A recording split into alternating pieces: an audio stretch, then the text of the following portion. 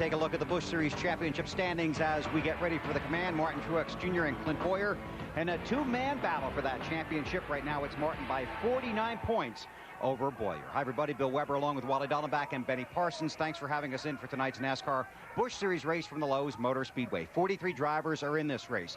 If you're in this race, you have 43 opponents, 42 drivers you know, and a racing surface that you do not know about, BP. No, you really don't. Since this race last year, the Speedway has worked on the racetrack, and they made it much faster, about 1 second faster. That's 4 or 5 miles per hour.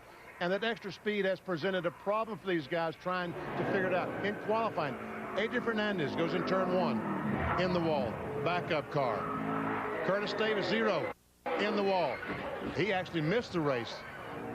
And also Ashton Lewis Jr., the 25 car. So we see a pattern developing here, guys trying to figure out a racetrack that is very difficult.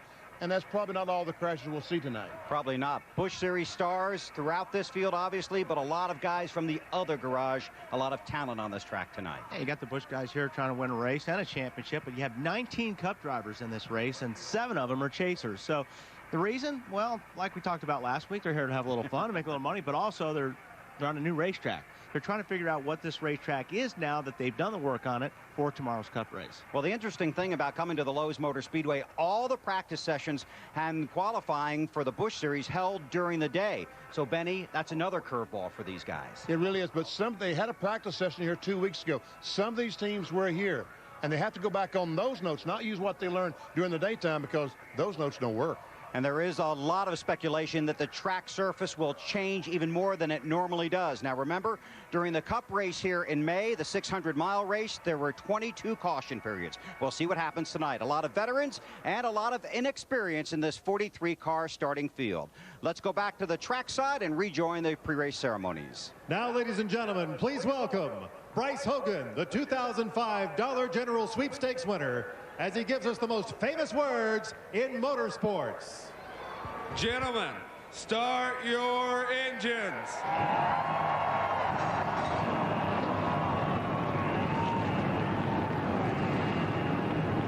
The 43 cars for the NASCAR Busch Series roar to life at the Lowe's Motor Speedway. When we come back, the starting grid and the green flag from Charlotte. Rolling onto this mile-and-a-half track at the Lowe's Motor Speedway, Charlotte, North Carolina, 300 miles ahead for the stars of the NASCAR Busch Series. And as Wally pointed out, 19 guys that have made the walkover from the NASCAR Nextel Cup garage. Take a look at the starting grid for tonight's race. Look at that front row. Jimmy Johnson with a new track record, and Ryan Newman, a couple of guys also in the chase for the Nextel Cup Championship. Right behind them, Kyle Busch and Reed Sorensen, who thought he had a shot at the pole, came up 4th. Regan Smith, another strong qualifying run, and Kenny Wallace in row 3. Row 4, we've got Denny Hamlin. There's a chaser, Jeremy Mayfield on the outside row 4. Clint Bowyer chasing Truex for the championship. J.J. Yeley, Greg Biffle, and Paul Menard fill out row 6. Back in row 7 on the inside, Kevin Harvick. On the outside, the leader in the NASCAR Busch Series points, Martin Truex Jr. Jamie McMurray on the inside of row 8. Matt Kenseth, another chaser on the outside. Brent Sherman, great qualifying run for Brent. And Carl Edwards, another guy chasing the NASCAR Nextel Cup. Back in row 10, John Wood alongside of Robbie Gordon. Johnny Sauter and Tony Rain share row 11. And in row 12, Aaron Fike and Elliott Sadler. Pretty strong row in 13, Tony Stewart and Bill Elliott. Row 14, David Green and Kevin LePage. And row 15, Stacy Compton and Justin Labonte. On the inside of row 16 is Sterling Marlin. Jeff Fuller on the outside. Jason Leffler inside of row 17. Unusually poor qualifying run for Jason. Usually it's better than that. Jason Keller on the outside of row 17. Kevin Hamlin, row 18. And Casey Keene, NASCAR Nextel Cup regular. In row 19, Stedman Marlin gets to share the track with his dad Sterling tonight. He's next to David Stremme, Todd Bodine, and TJ Bell. Adrian Fernandez in a backup car. We saw his wreck in qualifying along with Ashton Lewis Jr. And look who starts last. Dale Earnhardt Jr. got in on the past series champions provisional. A lot of people here. A lot of guys went home. Benson Crosby, Davis, Green, Grissom, Jourdain, and Michael Waltrip failed to make the race. And a bunch of guys fall into the back of the field. Guys in backup cars. The 43 goes to the rear for an engine change. And the 34 and the 7 making adjustments after qualifying. This is an impound race for the NASCAR Busch Series. And you saw why the 5 and 25 had to go to the back. Crashes in qualifying. So this will be the first lap at speed for those backup cars. Final stories from pit road. Here's Marty Snyder. Well, Bill, as Wally mentioned, there are 7 chasers in tonight's field, one of them being Greg Biffle, getting in a little practice for tomorrow night's race. Now, last we checked in with Biffle in the Busch Series, he finished second last week at Kansas, and he was coming at the checkered flag. Now, he's racing not the same car tonight, but this car has an excellent history. They've raced it 6 times this year, and 4 times it's finished second. It's never won. Biffle told me just a moment ago, surely tonight is the night that we put this particular car in victory lane. Matt? Now, Matt Kenseth has gone to victory lane here, both in Busch and Nextel Cup. Now, he is a chaser. He told me that since the Cup side is not an impound weekend, you will learn more tonight that you can carry over to tomorrow night's race. So tonight is going to be a big learning tool. But then he said, after all, it is also about fun, and he hopes to have a lot of fun here tonight and score a 3rd NASCAR Busch Series win here at Lowe's. Today, Burns.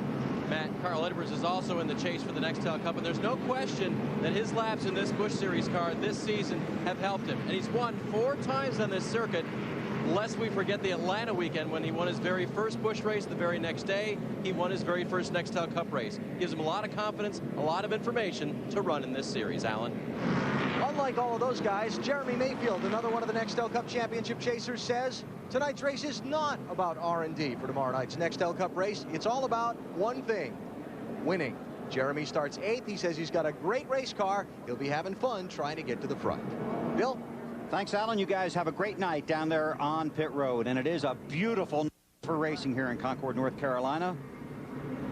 Fans have come out, field coming around to get the green flag. Again, they have worked on this track since the NASCAR Busch Series and the NASCAR Nextel Cup Series were both here in May. The term that they're using for the work on the racetrack is levigating. Right. Or, in other words, leveling the racetrack. A huge grinder smoothing out the bumps. Well, they did smooth out the bumps, but they found the byproduct was incredible speed. It helps them migrate? They have to migrate to the front, yes. Well, the thing is, they make this thing more grip in the racetrack, which is faster, but sometimes it's tougher to race when it's faster. When a place like this, you're going so fast, it's hard to run side by side because you're going so fast. So it will be interesting. Tire temperature is going to be a concern, BP? I'm concerned about the front tires because they're driving the cars down in the turns so doggone hard. Well, we'll see what happens. This will be a fun race, and we'll certainly set the stage for 500 miles tomorrow night. The NASCAR Busch Series at the Lowe's Motor Speedway, Charlotte, North Carolina. Glad you're along for the ride on TNT.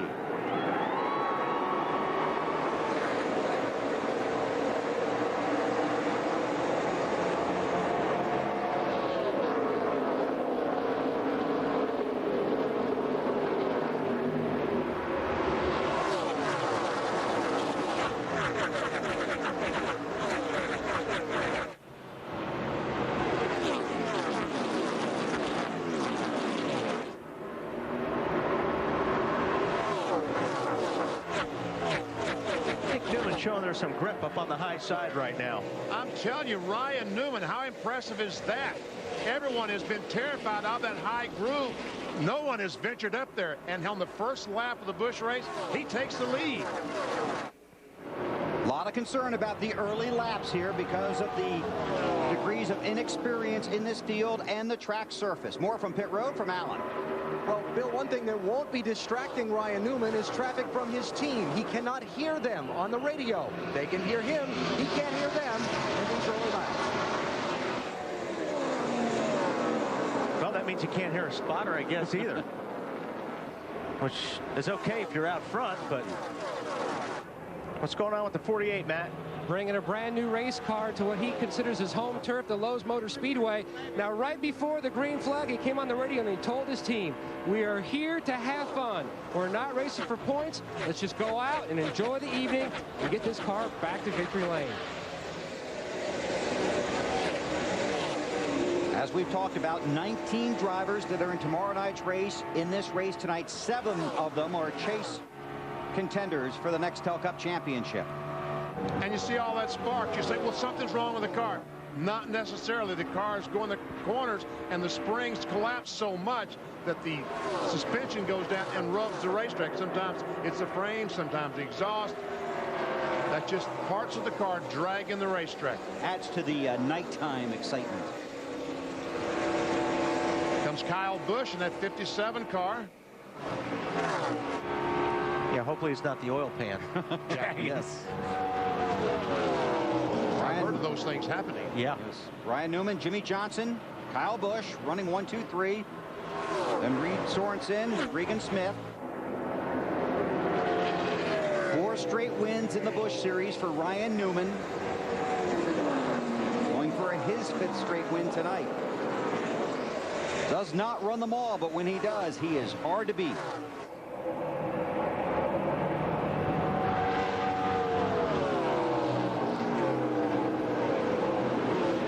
Used to be very bumpy down there in turns 3 and 4. So Kyle Busch is going to try the high side. He's kind of searching right now behind Jimmy Johnson to see where Jimmy's weakness is right now. But there's grip now, what the drivers say, as we've been talking about, all over this track.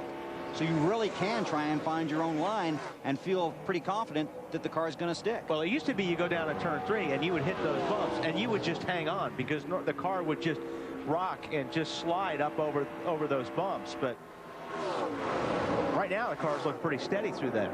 You know, where they what do they call it, BP? Levigated the racetrack.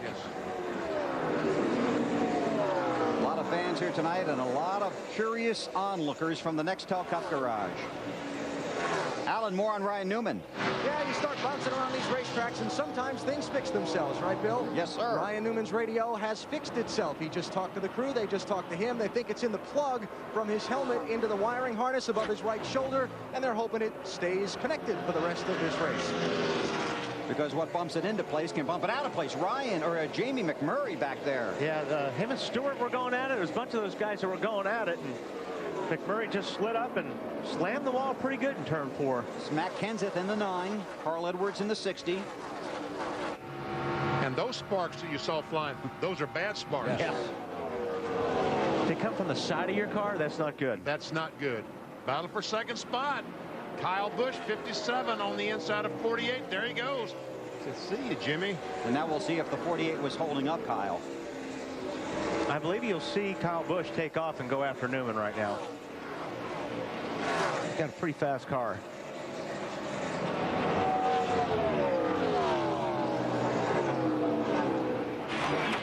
Up front, Ryan Newman leads Kyle Busch, Jimmy Johnson, and Reed Sorensen at Charlotte. Roll 300. Ryan Newman continues to lead. Look at our Wendy's race menu. We are right back here tomorrow night over on NBC for NASCAR Nextel Cup Racing from the Lowe's Motor Speedway as the chase for the championship hits the halfway mark. Tomorrow night, 7 o'clock Eastern time on NBC.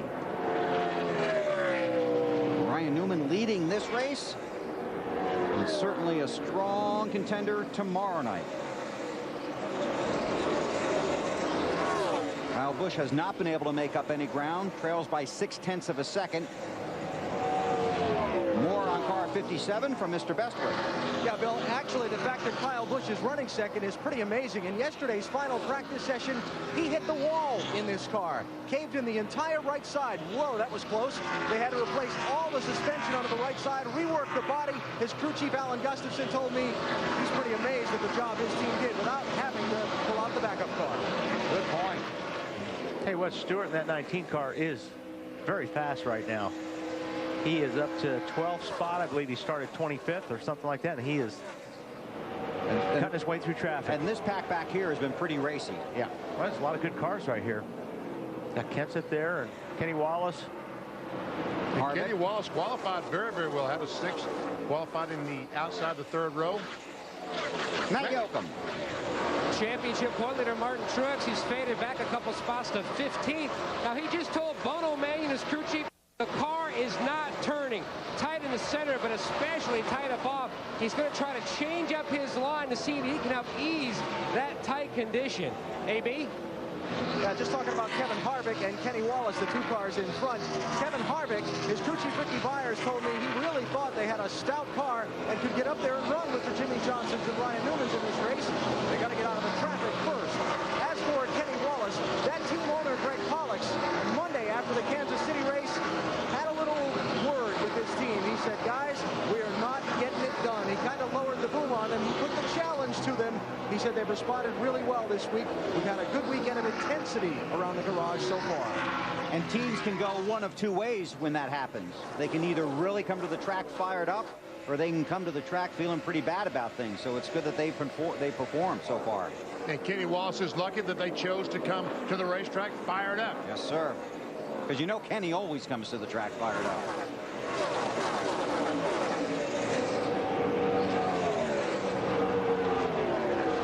Jeremy Mayfield leading this line of cars. It's Jeremy in the red 79 car. Here comes Denny Hamlin in 20. And behind him in the 19, Tony Stewart. Tell you what, Stewart is picking these cars off, Dave. And you know, the spotters have a language all their own how to talk to their drivers. Whoa. Okay, go ahead, Dave. Okay. They're just wrecking in front of you. I always pause for woes, and the drivers have to listen for slow car on the bottom ahead of you. And earlier they said that to Tony Stewart when he's passing all those cars. I think they meant the entire field. One thing about this track, if the leaders get gone at the green flag, you have a lot of work to try and catch them, and that's exactly what Newman, Johnson, and Sorensen have done here. These guys back in the field, in traffic, losing precious time just trying to negotiate their way to the front. I looked on the scoring monitor a couple of laps ago. Tony Stewart was running a faster speed than he qualified. And here we are, almost 25 laps into the race. Now, his car is hooked up right now, and you know these guys are not really worried about like where Stewart is, because they figure there's going to be a caution. So you know that 8 or 9 seconds will be a race before this race is over. Ryan Newman has led all 23 laps so far. He's out front. When we come back, we will take you through the field. Just come out here at the Lowe's Motor Speedway. Jimmy Johnson hit the wall between turns 1 and 2. Take a look at what happened. Greg Biffle's 66 car just passed Jimmy going in the corner. He goes in the corner and the right front tire loses the air, and when that happens, the car goes straight. On board, out the back. You can hear it. You can hear it and feel it. There's nothing you can do when a tire goes down like that, but hang on, because you're going to hit something.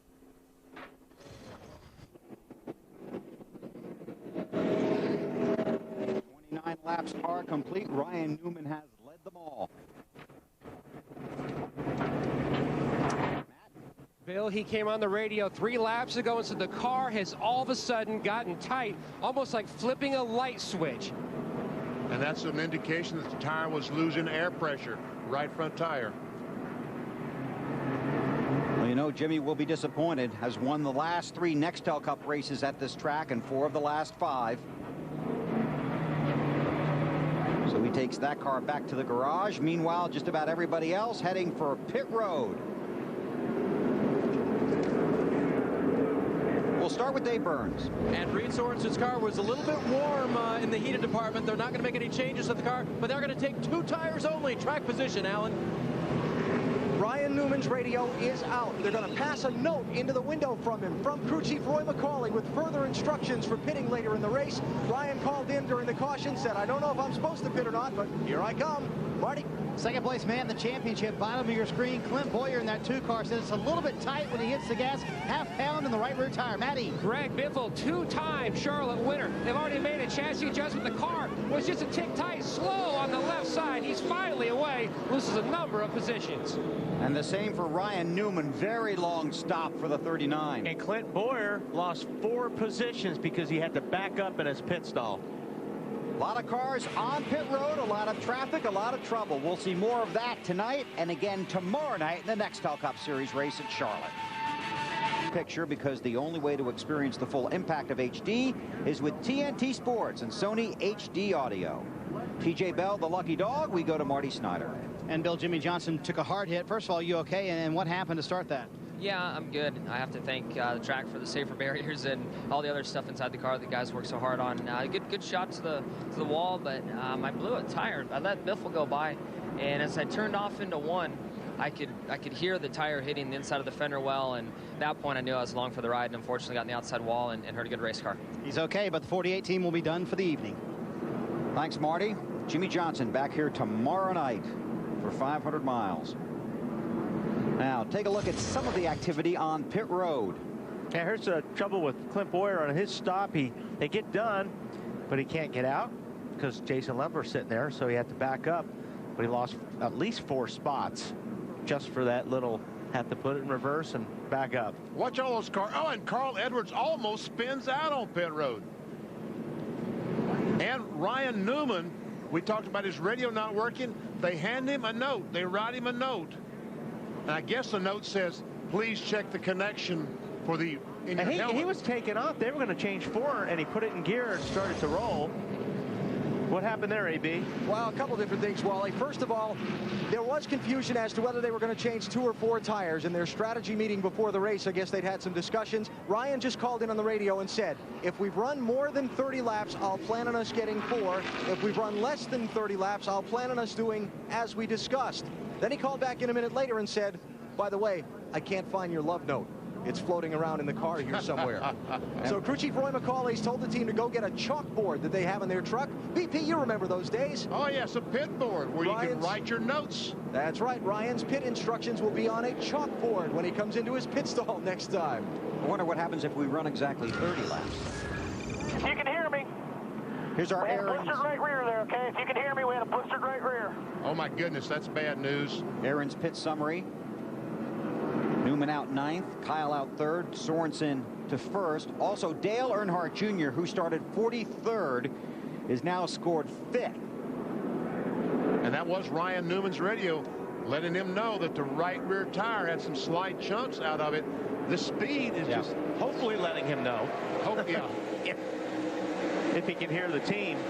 But the loads, what you're talking about earlier, the loads are so great on the right side tires. It's either going to be the right front or the right rear. Most of the time it's the right front, unless your car's a little bit. Well, actually, if his car's working really good, it could be the right rear. So teams will be watching that. Battle for second position. That's Kyle Busch in 57, Jeremy Mayfield in 79, and wow! Oh, up the hill they go, and they're both going to get passed by Paul Menard. 3 wide, Menard in the 11. They both slid up the racetrack, and Menard saw the opening and took it. Whoa! Reed Sorensen goes to turn 1 and just about crashed. Now he's a moving chicane. Menard to the lead. Sorensen off the pace. And that red car back in about 6th position. Dale Earnhardt Jr. who started 43rd. Junior in the 81. Matt, tell me it ain't so on these tires.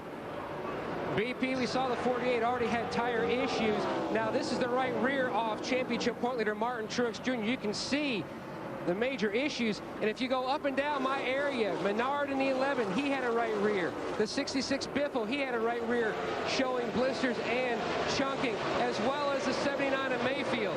So that is an issue that we're seeing on the right rears on this end of pit road, and from what I'm hearing on the scanner, a lot of other teams are experiencing as well up and down pit road. This will be a problem we'll have to watch even more. But then again, with more rubber gets on the racetrack, BP, will we see this condition continue, do you think? At the speeds they're running, I think we will, Matt. And we see that Kyle Busch has taken the lead in the 57 car. But here comes Newman charging back to the front. So Ryan Newman, who had a lengthy pit stop, has worked his way up to second. Sorensen is regrouped, runs 8th after leading on the restart. Harvick, Smith, Kenseth, Denny Hamlin. we watch this pack and get an update on Newman from Allen. Hey, just one follow-up to what Benny, I think it was Benny was saying before, Bill. Ryan Newman did not hear that transmission from his crew about his right rear tire that came off the car. All right, Alan, thanks a lot. It's important to know. Battle for the lead. Newman back in front. Has already led 30 of the 39 laps. This will be 31.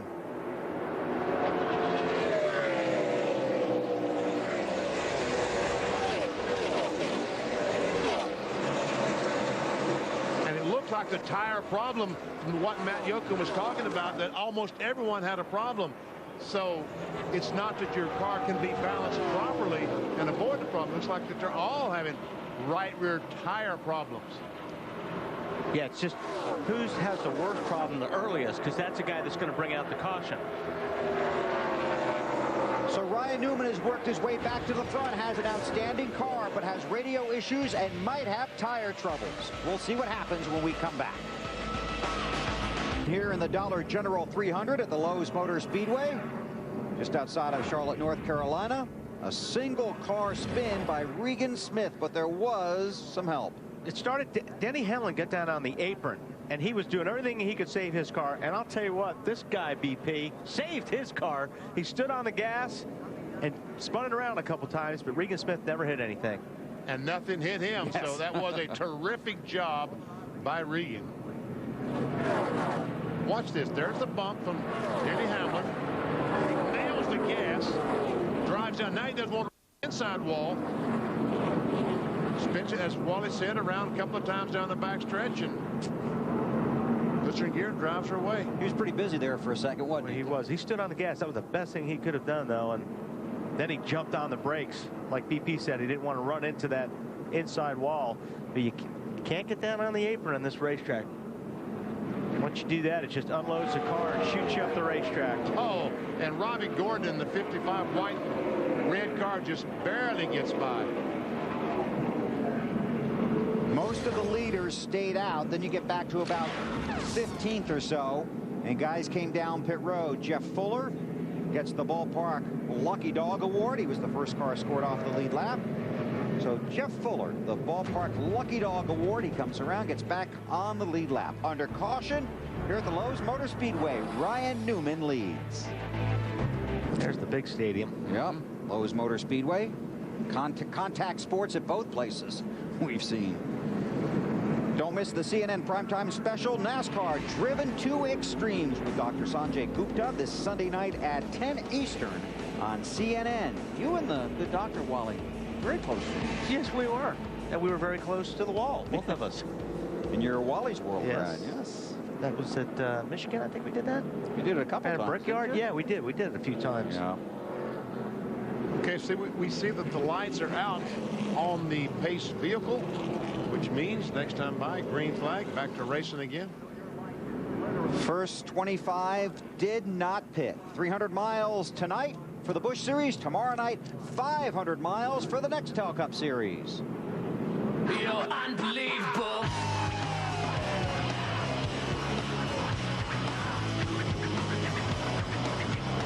And you're so unbelievable.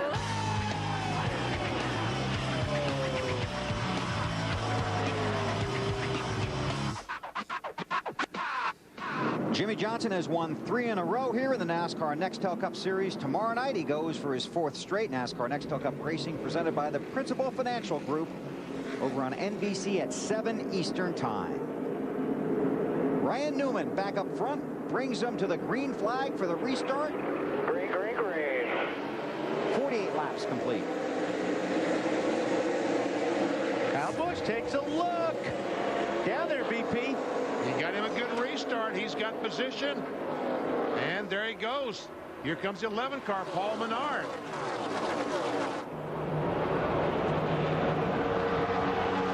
Boy, you got Biffle right there on Newman's back bumper. And there's Tony Stewart. These guys may all be in trouble with Stewart up there. Whoa. What was that? That was 2 in the wall. I think it looked like he was possibly made contact with Kevin Harvick. Second in the championship standings. Clint Boyer. I saw the 21 wiggle. That was where my whoa came from. Okay. Talk to me, buddy.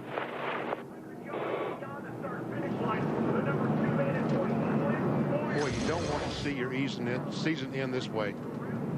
Yeah, it looks like he just drifted up into Harvick's left rear. Now, the car pushed up the racetrack and took himself out. And in trying to avoid taking the 21 car out, took himself out. Another angle. I'll tell you what. That's the worst hit a driver can take. Because you're flat, your driver's side, and you hit that wall flat. Straight ahead, stay low. it's on board with Kenny Wallace. Caution's out. Because when you hit the wall like that, it's just you and the wall's only a foot away. Right. You see him moving around in there. He's taking his helmet off, so that's a good sign. Came in second in the championship standings, 49 points behind Martin Truex Jr. See that headrest right there? I'll tell you what, that headrest, it's paramedic is in front of it right there. That is real important when you take those shots, driver's side. These cars used to not have those. No, they didn't. Back when I drove, they didn't have. And you don't know if he's hurt or he's just so disappointed. He's got his feelings hurt as well as probably being a little sore. Yeah, that's probably the deal. He's probably just so doggone disappointed. Matt? Truex has his own issues now. He is fighting a tight car. When he drove by the front stretch and saw that it was the 2 of Boyer, he said, is that the 2? And Kevin Magnuson said, we're racing our own race. Don't worry about him. We're racing our own season. We've got our own issues. They are going to pit and try to work on this race car again. He did say, look, I will drive my guts out. We're not giving up. But we definitely have some issues here tonight. Well, when you're in that position, though, I know you're racing your own race, but you're always looking for the guy that you're racing, and you don't want the guy hurt. But you know what? You're happy to see a guy have problems when you're racing against him in the championship. All right. Pit road is open. The leaders stay out. Clint Boyer, number 2 in the championship standings. A hard hit here at Charlotte. Period of the night after a crash by Clint Boyer. Programming note for you over on Speed Channel. The chase is on. Thursday nights at 8 o'clock Eastern Time. Catch that over on Speed and see where your favorite contender in the chase for the championship is. Under caution here at the Lowe's Motor Speedway. You're watching NASCAR on TNT.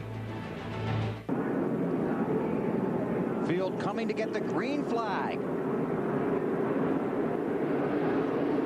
Completing lap 55 with Kyle Busch, the race leader. Mark Jr. gets underneath Paul Menard there. Is he on the same tires, Dave? The very same tires that he started the race with. In fact, they talked about the next pit stop. Hey, let's come in to make sure we change 4, yada, yada. And then Junior said, hey, how'd the guys do that just changed 2 last time? And they checked around a little bit. Hey, they're doing okay. Haven't lost a lot of spots. Hey, maybe we'll just change 2 the next time and keep this track position. Yikes. Wow. Ryan Newman, 39 car on the outside of Kyle Busch, trying to take the lead, and does. Biffle thinking about following him in that high groove. Championship leader Martin Truex Jr. stopped twice under the most recent caution. Brought out by Clint Boyer. Boyer has only 1 DNF this season after getting caught in the Talladega Big One. Matt, how about the 8 car? Have they got anything solved on the Truex automobile? BP back on lap 51. They made a track bar and wedge adjustment as well as air pressure. Then he came back in after further conversation with Bono. They put on a set of 6-lap scuffs from yesterday's practice on lap 54. Now that's a lot like maybe if you were in school chewing gum and you stuck it underneath the desk, you came back a day later, it hardened up. That's a lot the similar system what you get with scuffed tires. He felt like it was rolling over on the right front, restarting deep in the field. Now he's got a ton of track position to make up and a lot of slower cars in front. He's going to try to work his way through. I never really liked the gum, man. after I picked it up from the bottom of the desk the second day, as much as the first day. Just doesn't have the same flavor. Just doesn't have the same flavor. This is a big night for Truex, though, with Bowyer out of the race. His goal certainly is not to win, but get as many points as possible and open that gap between first and second. Marty. An awfully hard hit for Clint Bowyer. You okay? Yeah, that's a pretty good lick. Yeah, I don't know what happened. My teammate got up on the outside and we got a little anxious, got me loose, and you know, by the time I couldn't stay off of him and spun ourselves out. It was an unfortunate deal. You know, it's pretty bad when you get into it with your own teammate, but it's the way it goes. A lot of damage to that race car. Are you going to try to get back out? You know, I mean, they're going to try, but I don't know how they're going to. That thing's hit hard, so we'll just have to see if we can get some points. And I don't know what it is about this place. We had bad luck both times we came. We had good luck all year long. I guess it's bound to happen sometime. Gil Martin and the team are back in the garage area in the Busch Series garage, working right now, trying to get that car ready, but it's going to take an awfully long time to get it back out on the track. And Marty, prior to tonight, Clint had finished worse than 20th in just 3 races, and that's why he is still a championship contender, but those hopes taking a hit tonight. Didn't appear like he was real anxious to get back in that car. No. That's what I was thinking. I'm just trying to think, you know, as hard as he hit the wall, I'm not too sure that he's too anxious to get back out there. Imagine he wants to go home and put some ice on his head. Yeah. Like Weber's got on his right now. From listening to you. Harvick, J.J. Yaley. Yaley in the 18 car. It's Matt Kenseth right in front of him in the 9. Green Sorensen by the 79. Yeah, Sorensen picks up a spot there. If you want to talk about Matt Kenseth for a second, Robbie Reiser, his Nextel Cup crew chief, has taken a very keen interest in this race. The first set of tires that came off Matt's car, one of them was blistered. Matt and Robbie had a long conversation about what the cause might be, what they might be able to do about it during this race. The real answer is not a whole lot. We're going to have to just keep an eye on it and see. I would think that all of the Cup crew chiefs are probably taking a lot more interest in this race because of the tire issue right now. I'm sure that everybody is trying to figure out what's going on and what they can prevent. And I see that I saw the 66 car and the 57 car. You see they moved up the racetrack about a lane.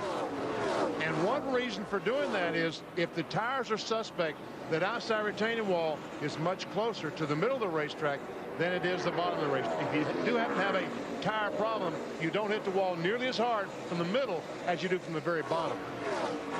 But I want to see Dale Earnhardt Jr.'s tires. Yeah, when they he's take got them any off. left. Yeah.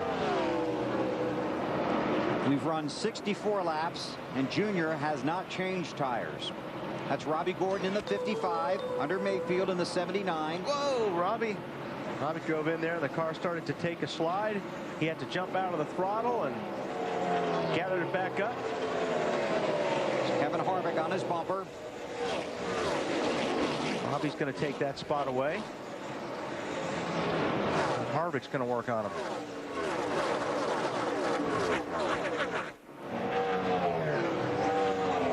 Jeremy's going to lose a few spots here.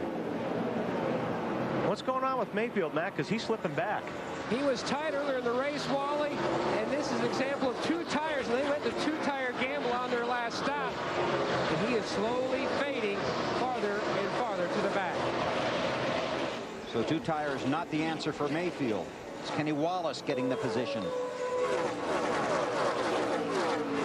John Wood and Casey Kane. And that black and white car is Casey Kane. He's back in the 38 car for this race. Wood in the 47. Not missing anything up front. Newman leads by 0.3 of a second over Kyle Busch. Tony Raines in the 33 car takes a spot away from Casey Kane. On board with Casey. Great Clips ride. And this sure tightened up in a hurry. I'm telling you. Looks like that outside groove may be a little bit faster than the groove that Ryan Newman's running, which has been down low.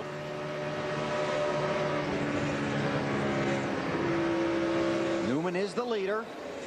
Kyle Busch in second. Greg Biffle in third.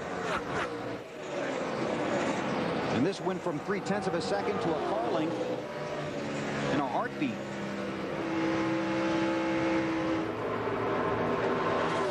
like the high line, and they're getting off the corner better anyway, and Biffle lost a little bit there. Looks like Ryan's using the whole track. Hey, Matt, what just happened to the 66 car? BP, he hasn't said anything on the radio. Now, he did try the higher line earlier and stuck with it because he felt like the car was better, but he's slowly losing track position there, but he hasn't said anything to his team. He just losing a spot to Tony Stewart right now. He takes a spot away, so maybe Biffle thinks he's got something wrong with his car, but Dave. Hey, did you guys realize tonight was open mic night? I didn't realize that. Open mic night here at the Lowe's Motor Speedway as we see Busch and Newman still battling there. Yeah, Tony Stewart left his mic keyed open for an entire lap, said to his crew chief Greg Zipadelli, and we got trouble. Never mind. I'll tell you later. Right front down, Johnny Sauter's car. Whoa, did he hit hard. Look at that right front. And you were saying you were just waiting for one guy to do it. You're just hoping it's not you. Exactly. It's going to happen. You're just hoping it's not you to bring out the yellow. Sauter 14th in the championship standings.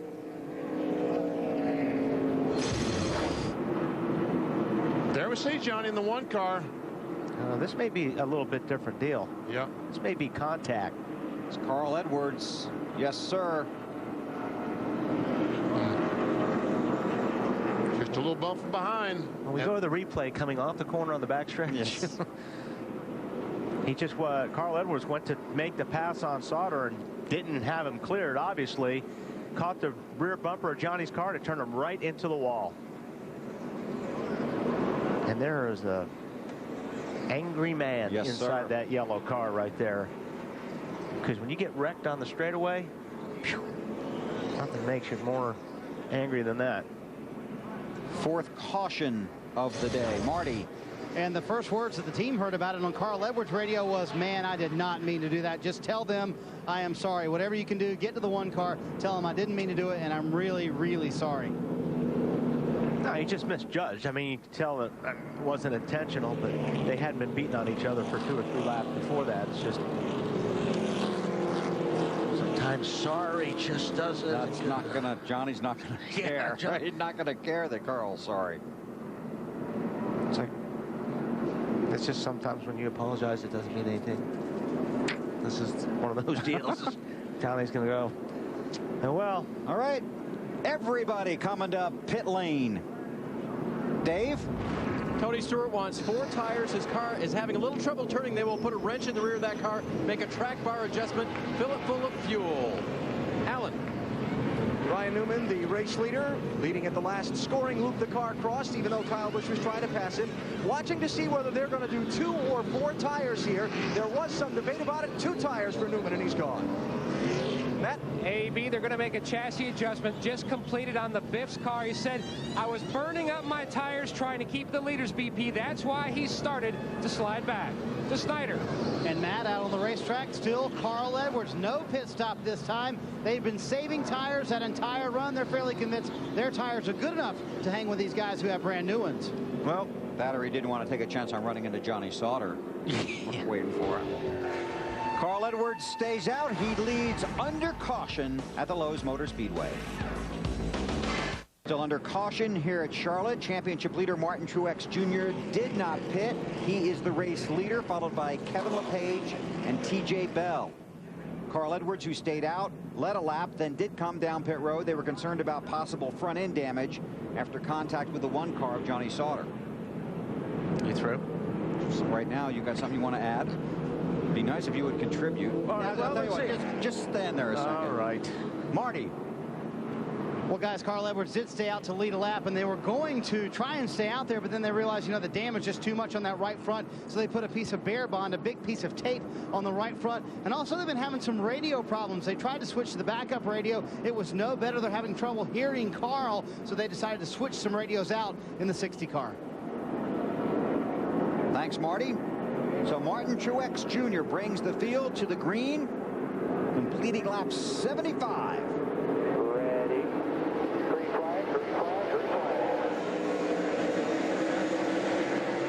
Ryan Newman restarts 4th. On 2. Right, he just took 2 tires, correct? That's correct. And then Kenseth and Earnhardt and all those guys behind him took 4. So, if Newman can hold these guys off with 2 tires, he's going to be really tough to handle. Jr. restarted 6th. There's Dale in the 81. I wonder if he changed his tires. Did he change his tires? changed 4. Oh, I watched him. Biffle in the 66. Also took 4. See, Elliott Sadler, the 90 car, has moved into the 7th position. And that crew has already had a busy night working with Elliott Sadler. Even hit a tire on pit road earlier in the race.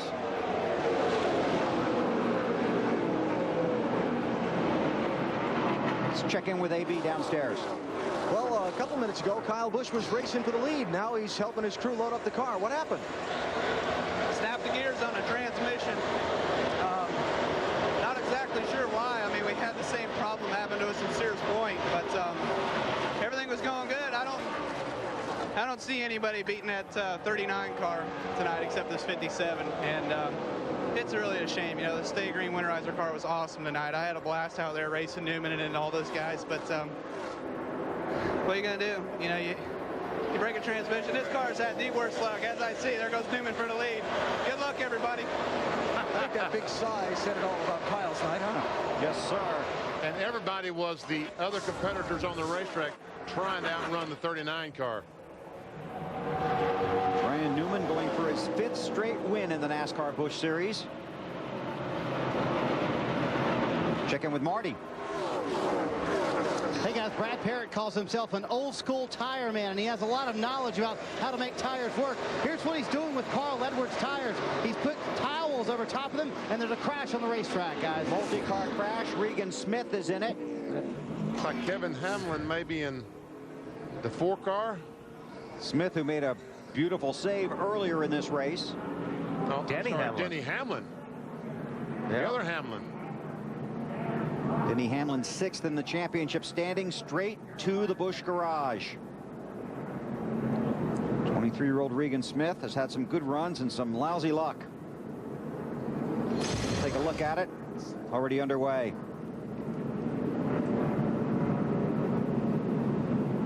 I don't know. Looks like those 2 cars got together somehow going down in turn 3. Looks like they're wrecking. And they're definitely wrecking.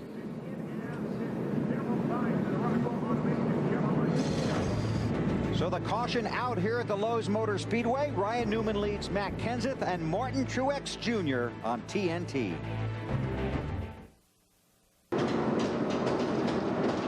Ryan Newman leading under caution here from the Lowe's Motor Speedway with 83 laps in the books. Denny Hamlin is back in the Busch Series garage. What happened to start your wreck, Denny? I think the levitation wrecked my car. You can't race side by side at 190 miles an hour and not expect something to happen. Just one of those things, you know, faster is not better for racing, and it's been proven in the spring race, all the cautions. Just one of those racing deals.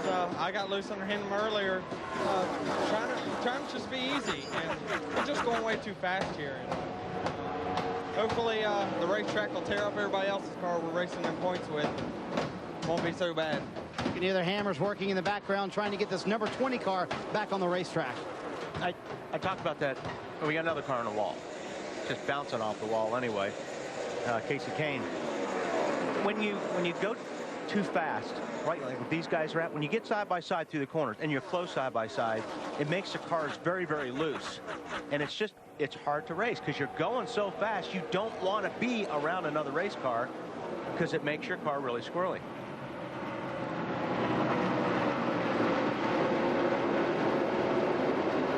Aaron Fox, the 43 car off the pace. And Casey Kane still trying to get his car down to the inside. Yeah. Here's what happened a moment ago. Well, Casey Kane hit the wall pretty hard. Looks like he got a little bit loose.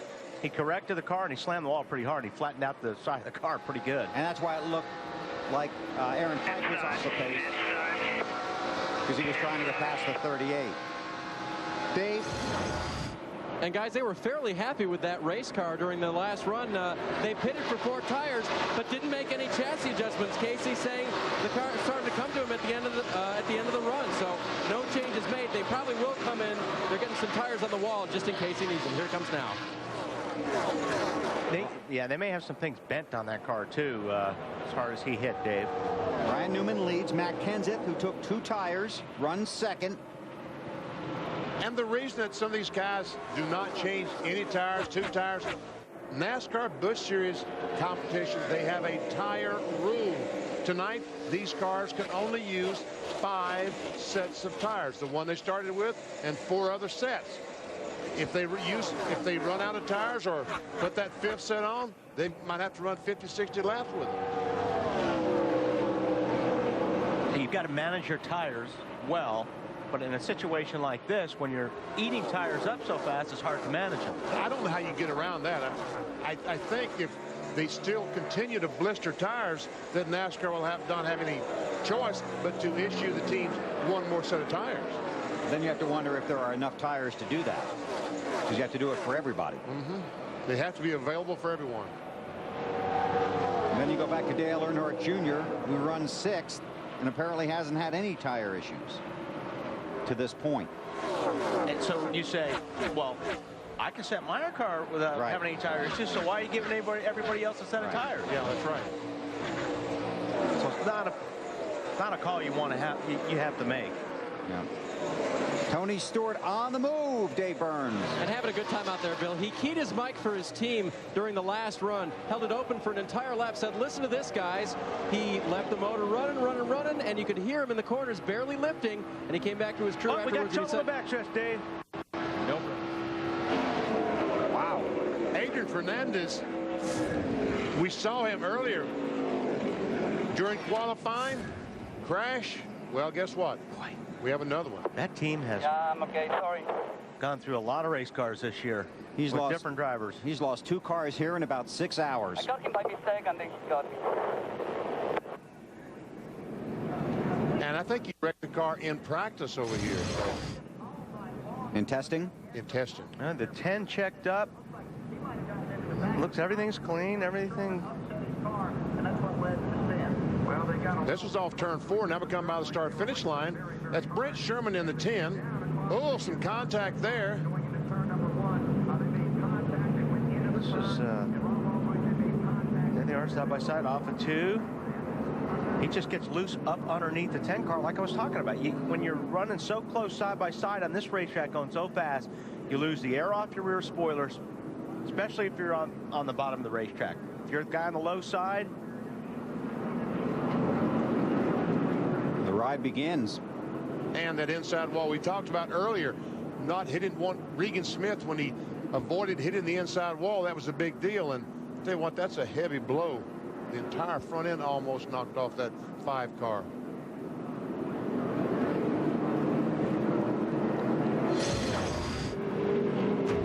So Adrian heads for the ambulance and the infield care center. Under caution, our 6th of the night at Charlotte.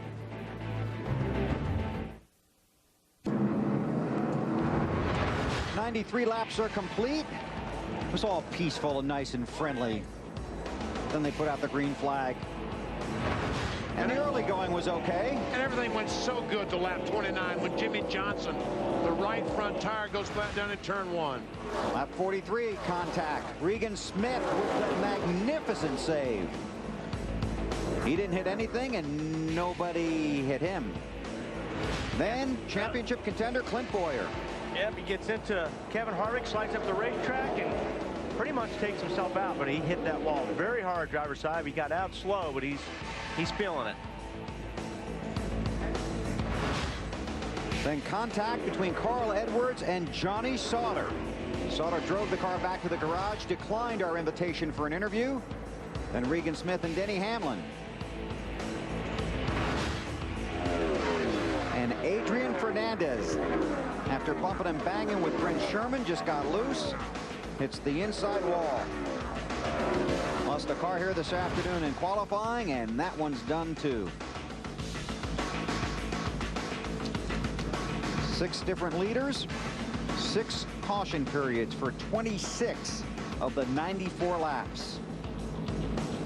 During the 600-mile race here for the Nextel Cup Series in May, 22 caution periods for more than 100 laps.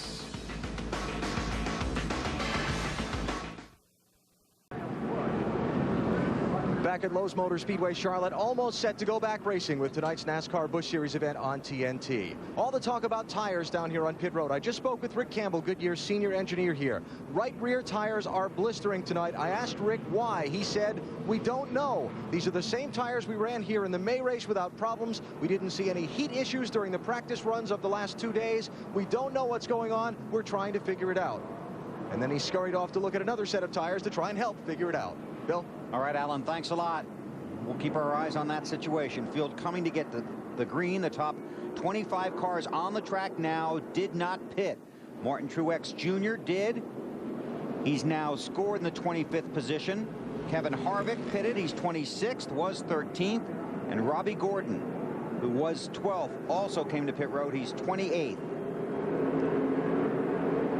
So as they run now, it's the top 24 guys on the track. Did not come down pit road. Green flag is out. Ryan Newman leads.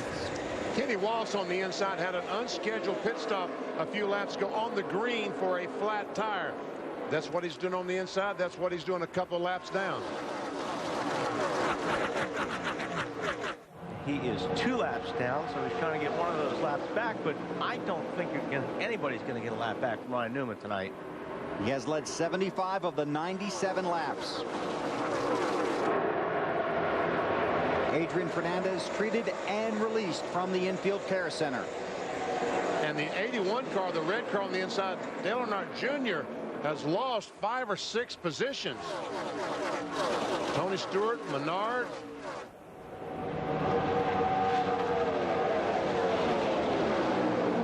Dave, what's going on with 81? Well, BP, you guys were kind of talking about it during the break. You know, what's going on in terms of him not moving forward. It's not a great race car tonight. Junior says, though, if we could make the right rear stand up a little bit more, maybe more air pressure, I'd be happier with it. But didn't qualify well. Only got to the front by track position so far. I got you. Matt, how about Menard? His other teammate in the Menard's car, the 11, Paul Menard, his car, after an air pressure adjustment, Bill, on the left side tires, he says the car has really come to life and is handling very well. That's Tony Stewart in that 19 car tonight, his final Busch race of the season. Leffler in the 32, right behind the 11 car, Paul Menard. Then he told you about Kenny Wallace in 22.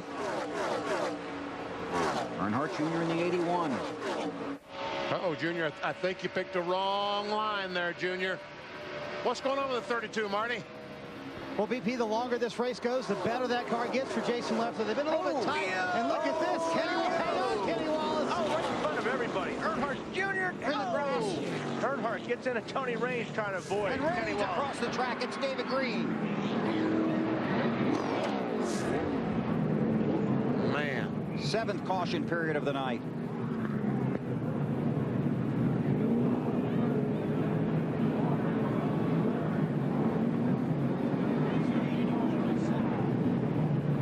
Lots and lots of damage to that 27 car. They met head on. David Green in the 22 car. Kenny Wallace in the 22. Tony Raines. Did David hit the 33 or the 22? Not sure which.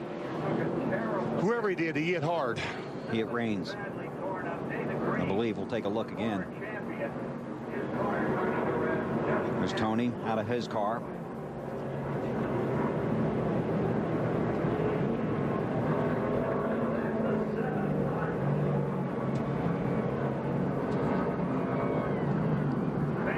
David Green, former series champion. David lives about 3 or 4 miles from the speedway. In the top 10 in the championship standings this season.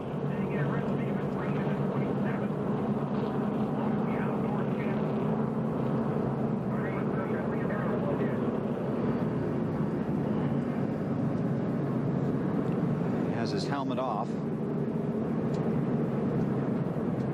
Yeah, you can see him moving around inside.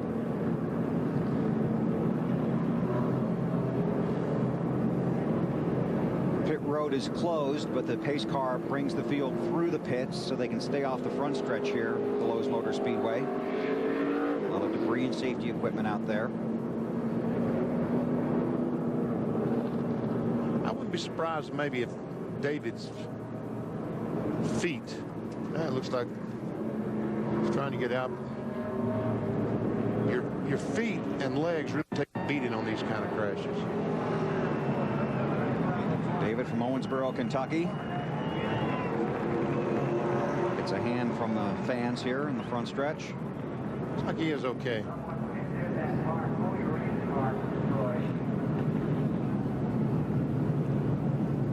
There's Clint Boyer, who was in an earlier crash. Okay, now let's see what happened here. Leffler just got sideways corrected. We've seen it a bunch of times here. It just gets into Kenny Wallace. Earnhardt goes low, Raines goes low to miss him, and they just get tangled up together. And that was Tony Raines that the 27 car David Green plowed into.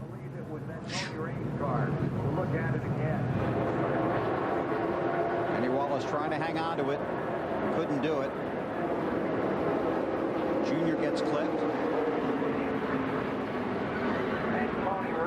Boy, and David Green had open racetrack, and all of a sudden that 33 car came sliding across the grass. You think it's all behind you at that point, don't you? Yep. Coming right at you.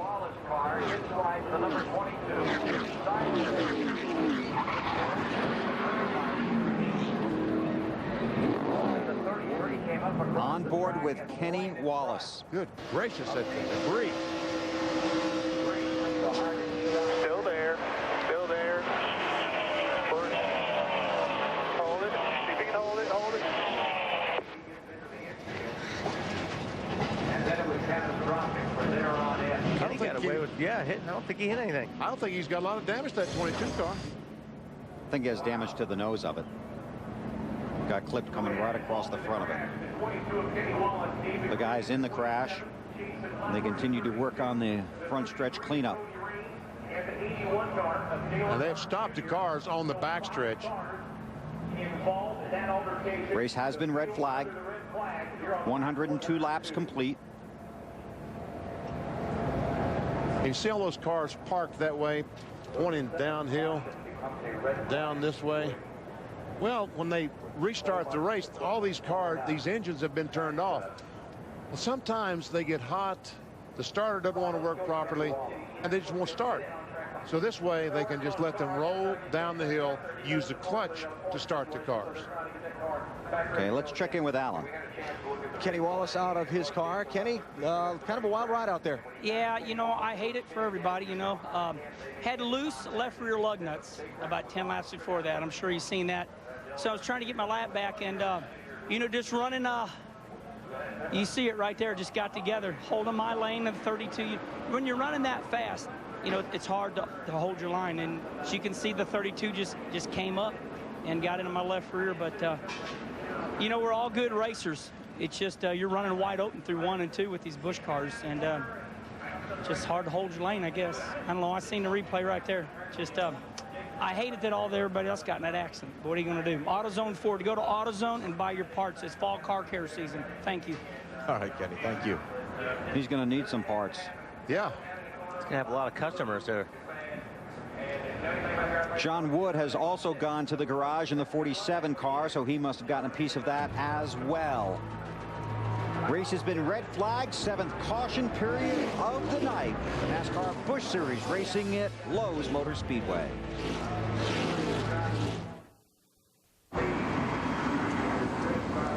Red flag out here at Lowe's Motor Speedway, Charlotte. You see the field of cars stopped on the back straightaway, and we're beginning to have quite a field of cars here in the garage area as well. Dale Earnhardt Jr. just caught up to his machine. What'd you see out there? Well, we went down in the corner, and the 32 went in on the bottom and just drove, you know, his car couldn't stick down there. He slid up the racetrack into the 22 and just turned him sideways. You know, I saw it, you know, happening like way up on the straightaway. I'm like, you ain't gonna make it, you ain't gonna make it. But he just drove her down in there. And sooner or later, maybe he'll figure it out. But I did it last week in the Cup race, and everybody makes mistakes. And I don't know if he realized he made one, but he did. But, you know, I had a good car and I had fun. And thank my guys for putting it together for me. Had a great run, and the car was fast, and we'll have fun tomorrow. There are a lot of guys having tire troubles here tonight. You did not stop for tires the first time around when everyone did. What was the discussions between yourself and your team about tires and what you had seen? Well, I was talking to myself whether that right front was going to blow out or something going to blow out. You know, I was just worried about something going to blow out. But well, like 20 laps before I pitted. We pitted on lap 71 or something like that. 20 laps before that, I started feeling a big vibration in the right side. The right rear was started blistering, and that's what it was. I guess a lot of guys are blistering tires on the right rears, but I thought it'd be the right front. We're out there plowing, pushing on the right front real hard, and I can't complain about a Goodyear tire anymore because these things here are getting the heck beat out of them going around here as fast as we are. So if anything, build anything that holds up here, they can build it to last anywhere else. So just I can't believe the right rear tires are blistering, though. That don't make no sense. And Goodyear is puzzled about it as well. Concerns for tomorrow night over that at all? Absolutely. I mean, it will go faster with a heavier car through the corner. So obviously everybody's concerned. I'm sure a lot of these Cup crew chiefs have been sticking around in the garage area in the pits out here tonight just watching this race and seeing what happens. And I think Tony Jr. was anyways, but I don't know. All you can do is, as a driver, is run it as hard as it'll go and hope nothing happens. So, you know, that's all you do as a driver. If you start feeling something, though, it's kind of smart to break it back a couple tenths and wait for that caution or something like that to get her going and see if you got any problems. I don't know how to fix that blistering on the right rear, though. That's there's nothing you can do there. You can't change a slug or anything like you can in front. So, Thanks for the time. Sorry you're out tonight. To Dave. Now I'm caught up with Greg Zipadelli, now crew chief for Tony Stewart. And other than a little miscue on pit road there, put him back a little bit. Pretty good night so far? Yeah, this DLP Chevrolet's been good. It's a brand new car that the Busch shop built for us to come over here and test. They did a great job. We're just having some fun. Some of our Cup guys and some of the guys from the Busch shop just put this together as a one-race deal, and we're having fun. Car's running good. Tony's doing a great job. He's having some fun out there tonight. So hopefully take the edge off of you know, the pressure we have on the other side for next 6 races. And your Pops, right? He keeps calling out things to Pops here, like notes and stuff, right? It's actually Pots, and I'm not sure where it came from. It's really? just one of those things. You know, we got a lot of names for each other. Just depends on how the day's going. Thank you for correcting me on that, and I'm now getting some help from down below there. I expected that. As far as tomorrow night goes, what are you learning? I noticed he was mentioning some things about this car. I don't know if those are just Busch notes or if you're actually learning some things for tomorrow night. Yeah, I think just and from the time we started to the end, and what we made for adjustments and how much the racetrack tightened up. That's about all.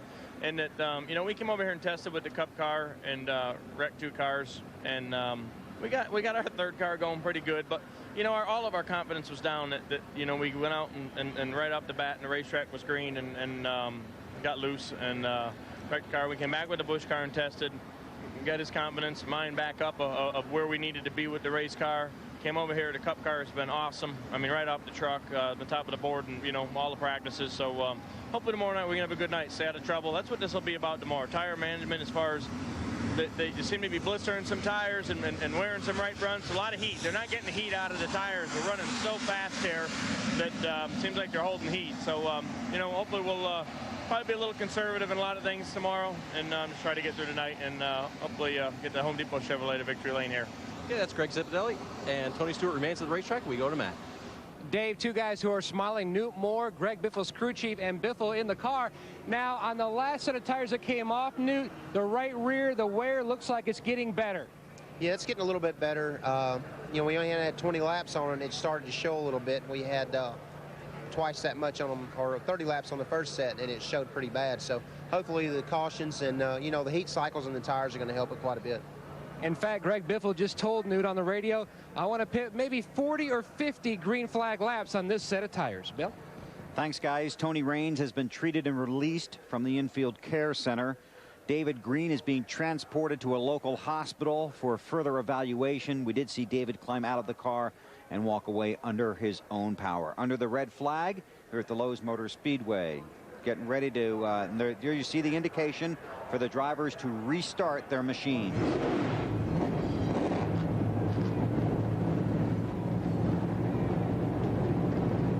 102 laps are complete. Let's try to talk to Elliott Sadler's back there. Hey, Elliott, Benny Parsons, you got me? And all the tire wears from today's Cup practice and everything. If we need to put on 4 if that's today, then do that. I was just trying to use some pitch strategy. But if y'all feel safer doing that, we better not talk to Elliott. He's talking to somebody else, and it's not you right now. It's not me. That's correct. And they're all talking strategy right now, tire strategy, and what's left in the race, what they have left in the pits, and what they think they should do. Dave? And I have been listening to the 90 throughout the race. They've got a pretty good race car, and they've checked their tire wear, and have reported back to Elliott that our tires are very good.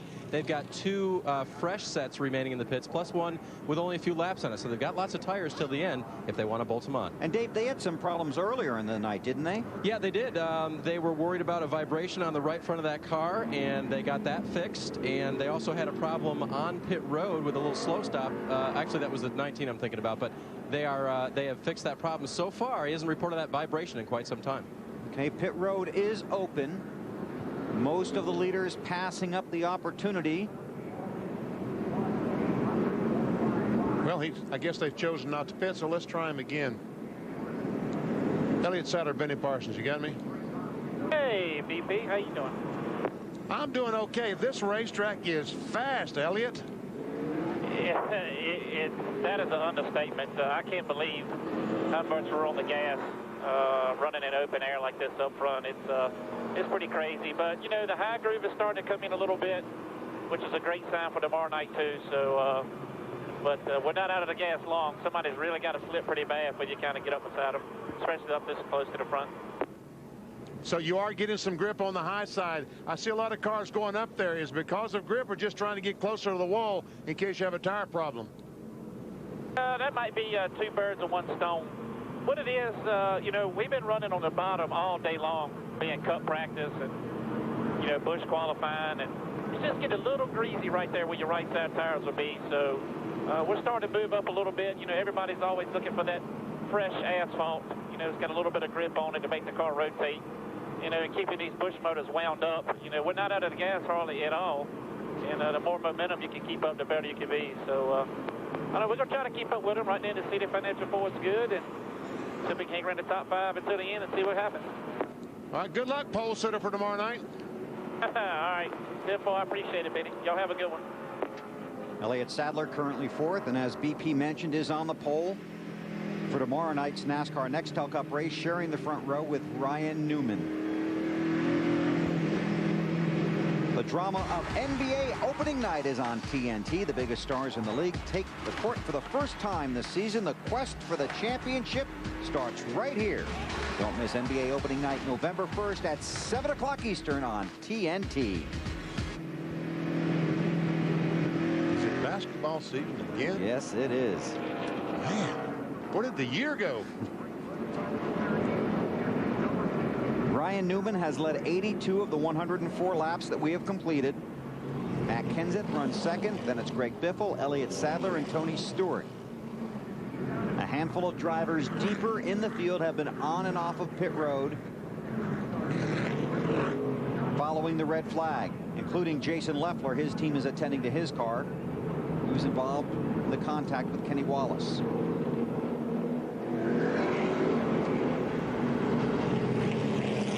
John Wood has returned to pit road. His team had gone to the garage to work on his car, we're told. John Wood ran in the back of someone in that crash. I don't know exactly what he damaged, but I did see him run in the back of a car on the Jason Leffler-Kenny Wallace crash. Jason Keller getting a speeding penalty, too fast exiting pit road. You see the drivers involved in the chase for the Nextel Cup. 7 of them in this race tonight. Jimmy Johnson out early. Brought out the first caution. Kevin Moss gives them the signal. 1 to go. And we'll be back racing again. Clint Boyer, 2nd in the championship standings, who also was involved in the crash earlier in the night, has returned to the track, is now on pit road, getting service from his crew. Casey Kane, 32nd, 2 laps down.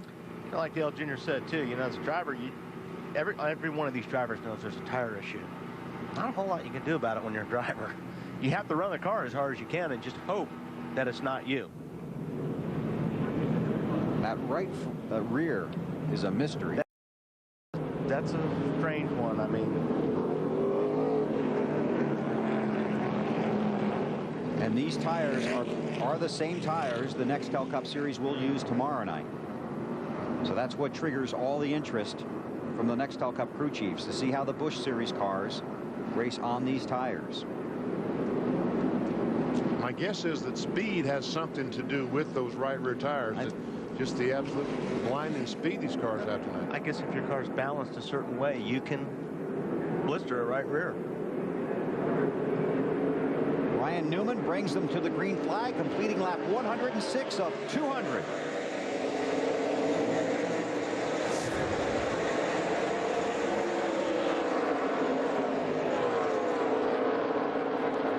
Biffle's car looked awfully loose right there in that restart going through 1 and 2. In fact, he's going to lose the position. Elliott Sadler. Couple of them. And Tony Stewart by Biffle. Oh, Biffle in the ball. Boy, you know, his car was awfully loose down there on the restart. They have not put out the caution flag. And now the caution is out. Once Biffle missed the entrance to pit road, they had to put out the caution. And he's just taking the shortcut. We were on board, and here's what it looks like. The car just got loose there, too. Matt? Bill, they asked him, are you okay? He said, yes, I had a flat right rear. He's on pit road to fix the damage. He was running third. Back from Tony Stewart's car. And we saw this on board with the Biff.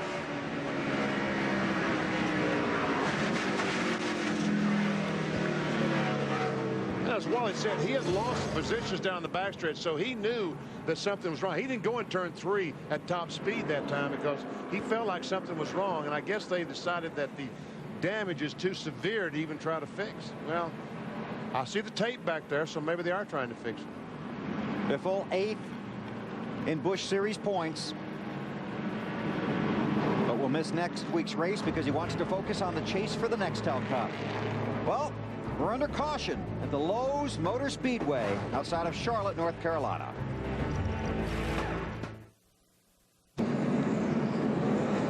Well, now I know what Wally Dallenbach did with one of his comp tickets for tonight's race. BP, I never heard you say cue the duck. That is hilarious. Oh, man. I heard they sold one of those. I just didn't know to who. Field coming to get the green. 110 laps are complete. Working our 8th caution period. We've had 35 of the 110 laps under the caution. And this thing started so innocent. We run along about 29, 30 laps, no caution flags, and now we can't run 10 laps. Think it's going to get better or worse? Well, we're going to be out of cars soon. Oh, you're a bad person. Man.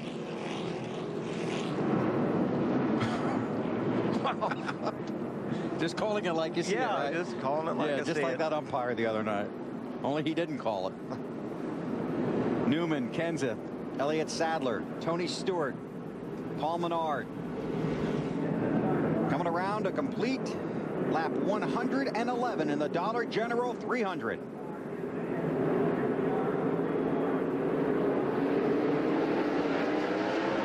Newman is bringing them down pretty slow in those restarts, but Matt Kenseth moves to the inside. He's going to cost him the lead too, possibly.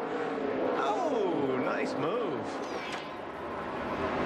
Hogging a little racetrack. Didn't hog enough, though. Newman back on the outside. Man, what a run that 39 car got off of turn 2. Well, they're going into 3. Let's see if they come out of 4. Wow.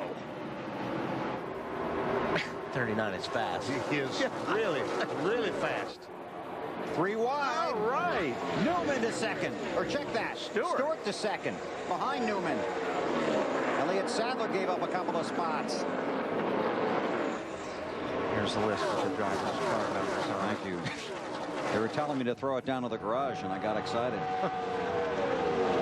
Marty. That's all right, Bill. That was some intense racing. Greg, do you have any indication the right rear was going down before it did? Yeah, I went across 1 and 2 there, and I knew something was wrong with the car. I figured it was a rear tire, but you know, I should have backed off going into 3 and 4 there. I knew there was something wrong, and we had a flat right rear tire, and I just got away from me down there. I tried to save it the best I could. You know, it's really hard.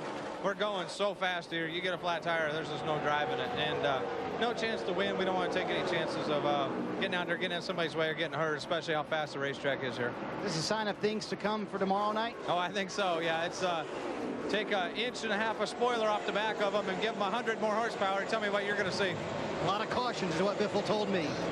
Is that McMurray's second trip in the wall? Yeah, he sure is, and he almost brought out another caution. Thanks, Marty. Carl Edwards goes by. Carl Edwards in 14th spot. We were lucky that McMurray thing wasn't bigger. Yes. Got about 3 cars wide up in 3 and 4, and we talked about they're just going way too fast for 3 or 4 wide in the corners.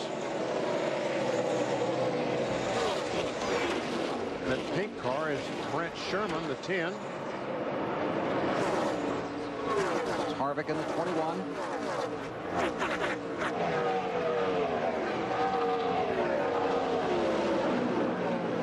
Tell you what, Jamie McMurray in that 64 is hanging there pretty tough after the contact he had with the outside retaining wall. He's got to be wondering what's going to break next, though. Yeah, if you're hitting the wall like that. Yeah, like a couple times already. 22 of Kenny Wallace has returned to the race. He's 17 laps down.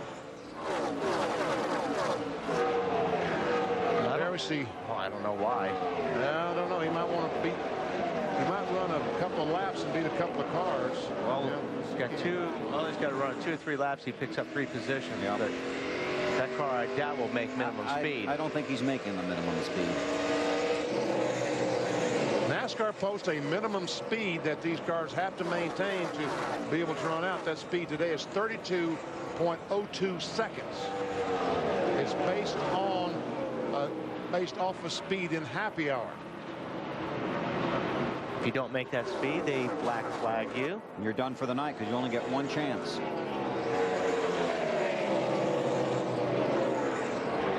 Kenseth runs 3rd, Alan.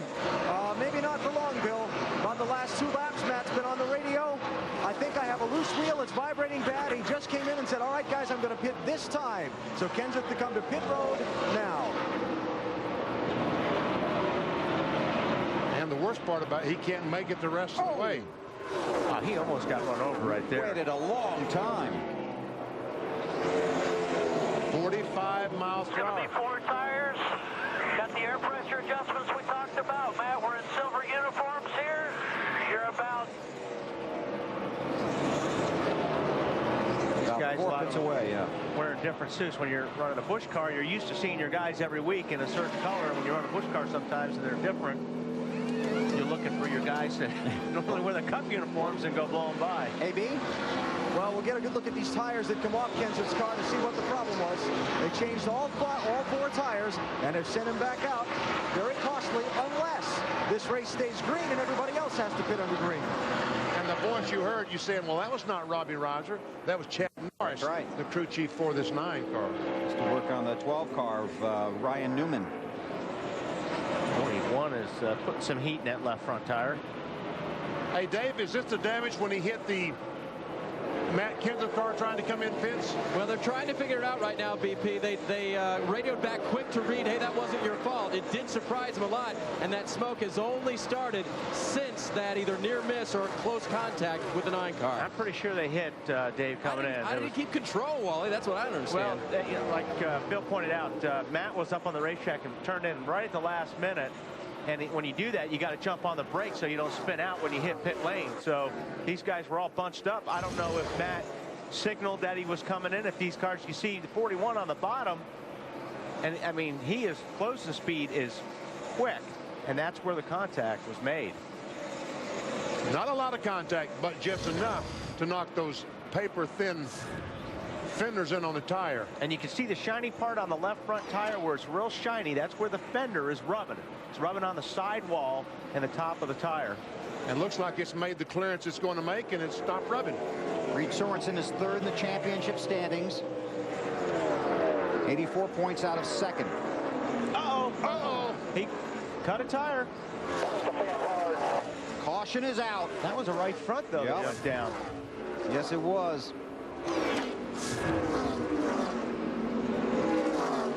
Man, you just hammer the wall when you blow a tire like that going this fast. You can see the safer barrier there at the Lowe's Motor Speedway. You all right, bud? Oh. He said 10-4, but he really didn't mean it. You see the fluids trying to find underneath the car. Sorry, Wally. He's trying to find his breath, wasn't he? Exactly, because it just knocks all the air out of your body. So Boyer, who was second in the standings coming in, has wrecked. Now Sorensen, who was third. Hamlin, who was fifth. Wallace, who was sixth. Green, who was eighth. Biffle, who was ninth. You're right, we're running out of cars. Watch here as it goes down in the corner. The right front goes flat. And you are along for the ride when that happens. Listen.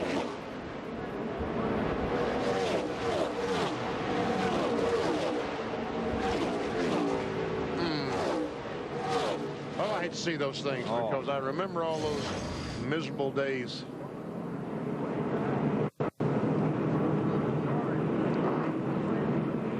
But Wally talked about the safer barrier. See all this stuff up here is what he was talking about. Behind this, back here, is solid concrete. That's what they used to hit here. And imagine doing this. That's what we used to. Imagine. That explains a lot. Doing what they're doing tonight with that solid concrete wall back there at the speed they're running. That's an energy absorbing barrier. Okay, leaders coming to pit road. A lot of guys coming to pit road. Burns? Tony Stewart's car is just a little bit tight, so he said, Greg, if you're going to free it up, just free it up a little bit. No wrenches going in. Perhaps, oh, they are going to put a wrench, slight wedge adjustment in the 19. Alan. Leader Ryan Newman is going to get 4 tires. They will also make a slight chassis adjustment. He reported beginning to feel a little vibration just before the caution came out. Matt? The 11 of Paul Menard, they're going to make a track bar adjustment. He was tight on that last run, hit pit road in the 3rd position. Has a great run going tonight. 4-tire change as his teammate Martin Truex goes with a 2-tire stop, and he'll beat his teammate up. Trouble on the 11, a little slow. He is finally away. Fuel only for Kevin Harvick. He wins the race off of pit road. The big loser here, Matt Kenseth, had to pit under the green. 9th caution period of the day. 37 laps of the 125 we've run have been under the yellow. Hard hit for Reed Sorensen here at Lowe's.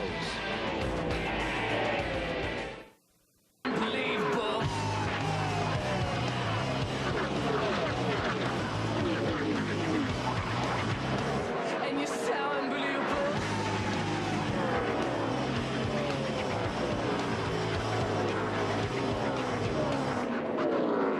Caution periods for 41 laps. These guys are earning their money tonight, and we're going to give them our Just for Men rejuvenating moments of the race to those guys. And I'm afraid we might see more of these rejuvenating moments tomorrow night in the NASCAR Nextel Cup race. We got 70 more to work on here. Marty, what are you doing? And a hard hit for Reed Sorensen, hanging out with him, and fortunately he's okay. That was a very hard hit. Were you surprised the right front went instead of the left front that was smoking up? I don't even know what it was. You have to tell me. I felt it right when I was going into one. I felt like something broke or a tire went down or something, and yeah. It's like, watching the replay. It's not pretty, but you know, we had a really good car. A lot of wrecks out there tonight. It's real hard to race around people because the track's so fast. I mean, you never let all the way out of the gas. You're basically almost wide open through 1 and 2. And when my car was good, I could hold it wide open through there and just lift enough just to get down the bottom over here. So, track's super fast, and you know, I was enjoying myself out there. It was actually a lot of fun. I think we could have got a pretty good run tonight. You know, none of the cars are in points were in front of us, and it would have been an all right night, but we'll just go on to the next race. And the good thing is he walks out of the infield care center. Thanks, Marty. We ran 29 green flag laps to start the race. Then we went 9, green flag laps, then 2, then 16, then 6 before the caution, then 7, then 5, then 2, then 13 laps. I see a pattern developing, don't you? A lot of wrecks. Dave Burns on David Stremme. Thought you might like to know where he came from, Bill. I know where he came from, South Bend, Indiana. Very nice, BP. Very okay, nice. close Dave's mic. Okay, you got more? You know, I get to complete a story tonight. I haven't completed. Just don't try the one that you brought out the 2 cautions. You know, with. Tony Stewart earlier on the radio, it was open mic night. Never mind. Okay, David Stremme, last pitted on lap 103. Car very good, just slight air pressure adjustment. Obviously, they'll have to stop again for fuel, but with 4 fresh tires on that stop, he could perhaps 2 right-sided at the end for track position. You'd have to be a very brave man. And I'm done with my story. Thank you. Okay. Stremme, Todd Bodine, Jeremy Mayfield, T.J. Bell did not stop. Harvick took fuel only. He's followed by Robbie Gordon, Martin Truex Jr., Justin Labonte, Jason Leffler. And Ryan Newman, who's been so strong tonight, is now back in the 10th position. And Matt Kenseth in the 9 car was the lucky dog. And last time by, he was scored 23rd on the lead lap. They're still working on cleanup here. That's what I was going to say. Because you saw something out the window here. No, didn't I you? saw those guys working a turn 2. Okay. I said, they better hurry up if they're going to go green here this lap. You know, Mike Kelly, the car chief on the Kurt Busch car, came up with a great idea last week. These rescue vehicles or safety vehicles, they need a huge magnet to go behind them to ride around the racetrack and pick up all those brake rotors and metal. I think it's a great idea, Mike. It's a great idea. I've been trying to sell it. Think it's going to happen? I don't know. Okay. Call the patent office, because somebody will be working on that tomorrow. Field has gotten the 1 to go. They'll need a driver for that thing, won't they? Oh, yeah. The safety vehicle. Yeah. I may put my name in the hat. Would you use me as a reference, please? I don't believe I would. Alan? Hey, let's talk about Kevin Harvick here for just a minute, Bill. They pitted at lap 92, and most of the other front runners stayed out. So this past time, when all the leaders pitted at 125, Kevin only took fuel. I just spoke to his crew chief, Ricky Byers. They still have another set of new tires in their pits. That's something that's getting to be in short supply down here. He says they can make it to the finish on fuel if they have to, but he doesn't expect they're going to have to. He thinks they'll be in to get those tires and some fuel on another caution somewhere between now and the checkers. So he's thinking there might be, just by the stroke of luck, another caution, huh? Yeah, you think he sees a pattern here? Were we just talking about patterns? And I hope they're not it. Yeah, exactly. You know what I'm hearing? That NASCAR actually tried that magnet idea. Oh, really? And it didn't work. Why not, I wonder?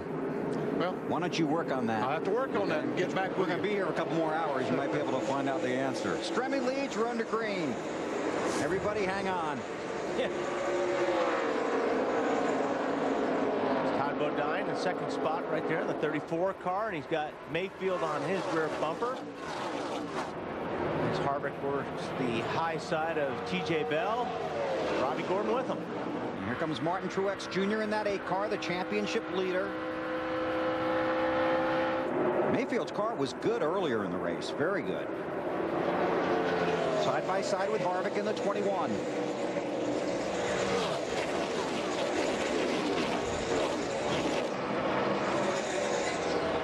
Take the spot. Looks like Gordon's going to take a look on the inside of Mayfield. Robbie in the 55.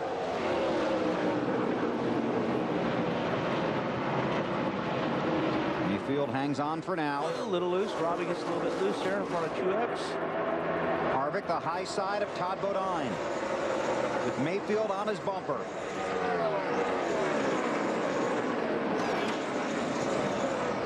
So Harvick moves into Newman slides up the racetrack into T.J. Bell.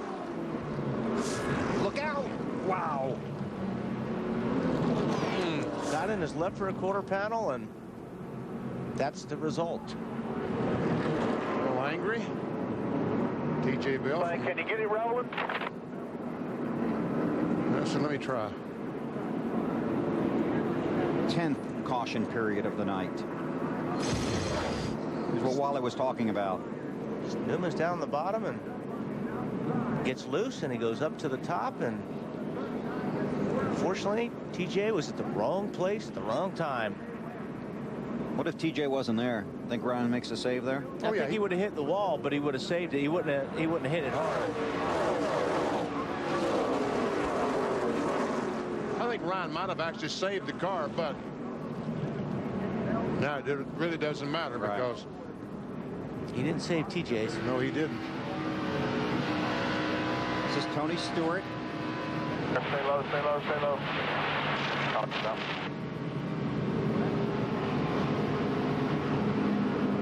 Casey Kane is the lucky dog. He scored 2 laps down.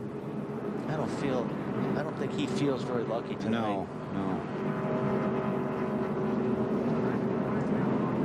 Pit road is open. See what happens. Not many takers, I don't imagine. Wouldn't think so. Anything's going to happen. No. There you go. At 12 caution periods here back in '93. I think we're going to blow that away. Now this has obviously been a car that's been on rails tonight. See if that affects it much. I don't think it will, but Alan?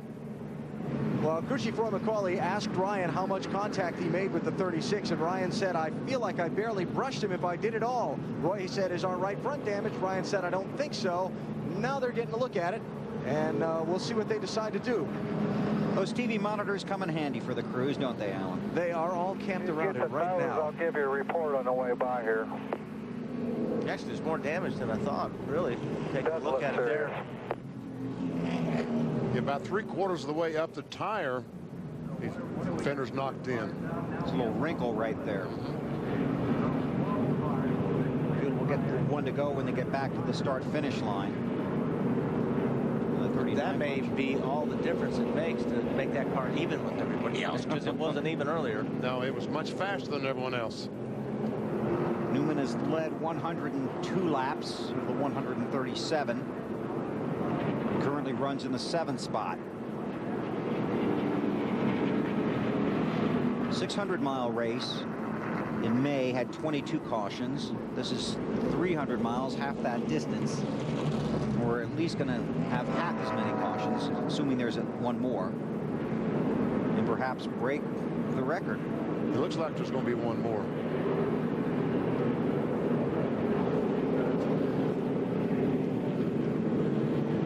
It looks fine. So the crew seems to feel comfortable with it. Alan? Yeah, last communication, Bill, was Roy McCauley, the crew chief, asking Ryan if he felt anything rubbing. Ryan said, no, it all feels good, Roy. Roy said, great, keep digging. Got to build up your confidence to drive that thing down into turn 1, don't you? Yes, you do. If it's going to rub, you'll know in turn 1 at speed. And Alan talks about Roy McCauley being the crew chief on this 39 car. It's not Matt Borland. They have an entire different crew, a different pit crew. They don't bring over the guys from the 12 car. They're training new pit crew guys. And I think that's a terrific idea. After all, Penske has 3 NASCAR Nextel Cup teams. He's always needing a new jack man, a new tire changer. This is their training ground. Matt Borland is the crew chief for Ryan in the Nextel Cup Series. Drivers in the chase for the Nextel Cup Championship. Stremme leads, then it's Harvick, Mayfield, Todd Bodine, and Robbie Gordon. See if that fender rubs, BP. Yep. It'll be awfully close on the Newman car. Everybody will be watching that. 7th car in line. Around a complete lap, 139. See how many we get in this time.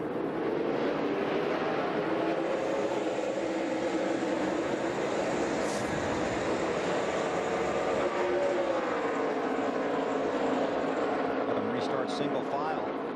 That was a good courtesy from those guys not on the lead lap.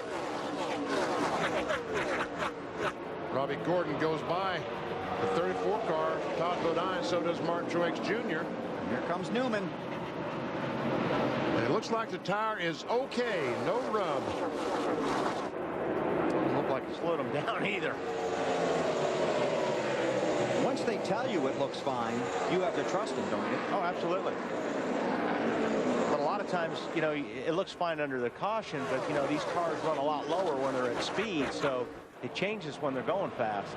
There's a NASCAR Series points leader, Martin Truex Jr. on the inside of Robbie Gordon. But we've seen on the bottom of the racetrack is not particularly the place to be. You get loose down there. We've seen that several times tonight.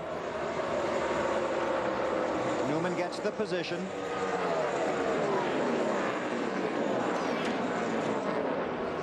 Stremme continues to lead. Now, these are the guys in the top 10 in the Busch Series standings. Bowyer crash, Sorensen crash. Edwards contributed to a crash, did lead a lap tonight. Hamlin crash. And there's more. Kenny Wallace crash, David Green crash, Greg Biffle crash. And those are the guys that came in the top 10. Tomorrow night, the 10 guys chasing the Nextel Cup do not want to be on this list. We talked about Talladega being a wild card in the 10 races. It looks like that the Lowe's Motor Speedway is another joker in the deck. Oh, Robbie's loose big time, getting into turn 3. He's going to lose a couple spots. Maybe 3 spots. Yep. Menard in the 11. Tony Stewart on board with Tony. The DLP HD TV ride. It's a Texas Instruments product. Of course, they're the sponsor for Hall of Fame Racing. Coming to the Nextel Cup Series in 2006. Man, Stewart's car is working good.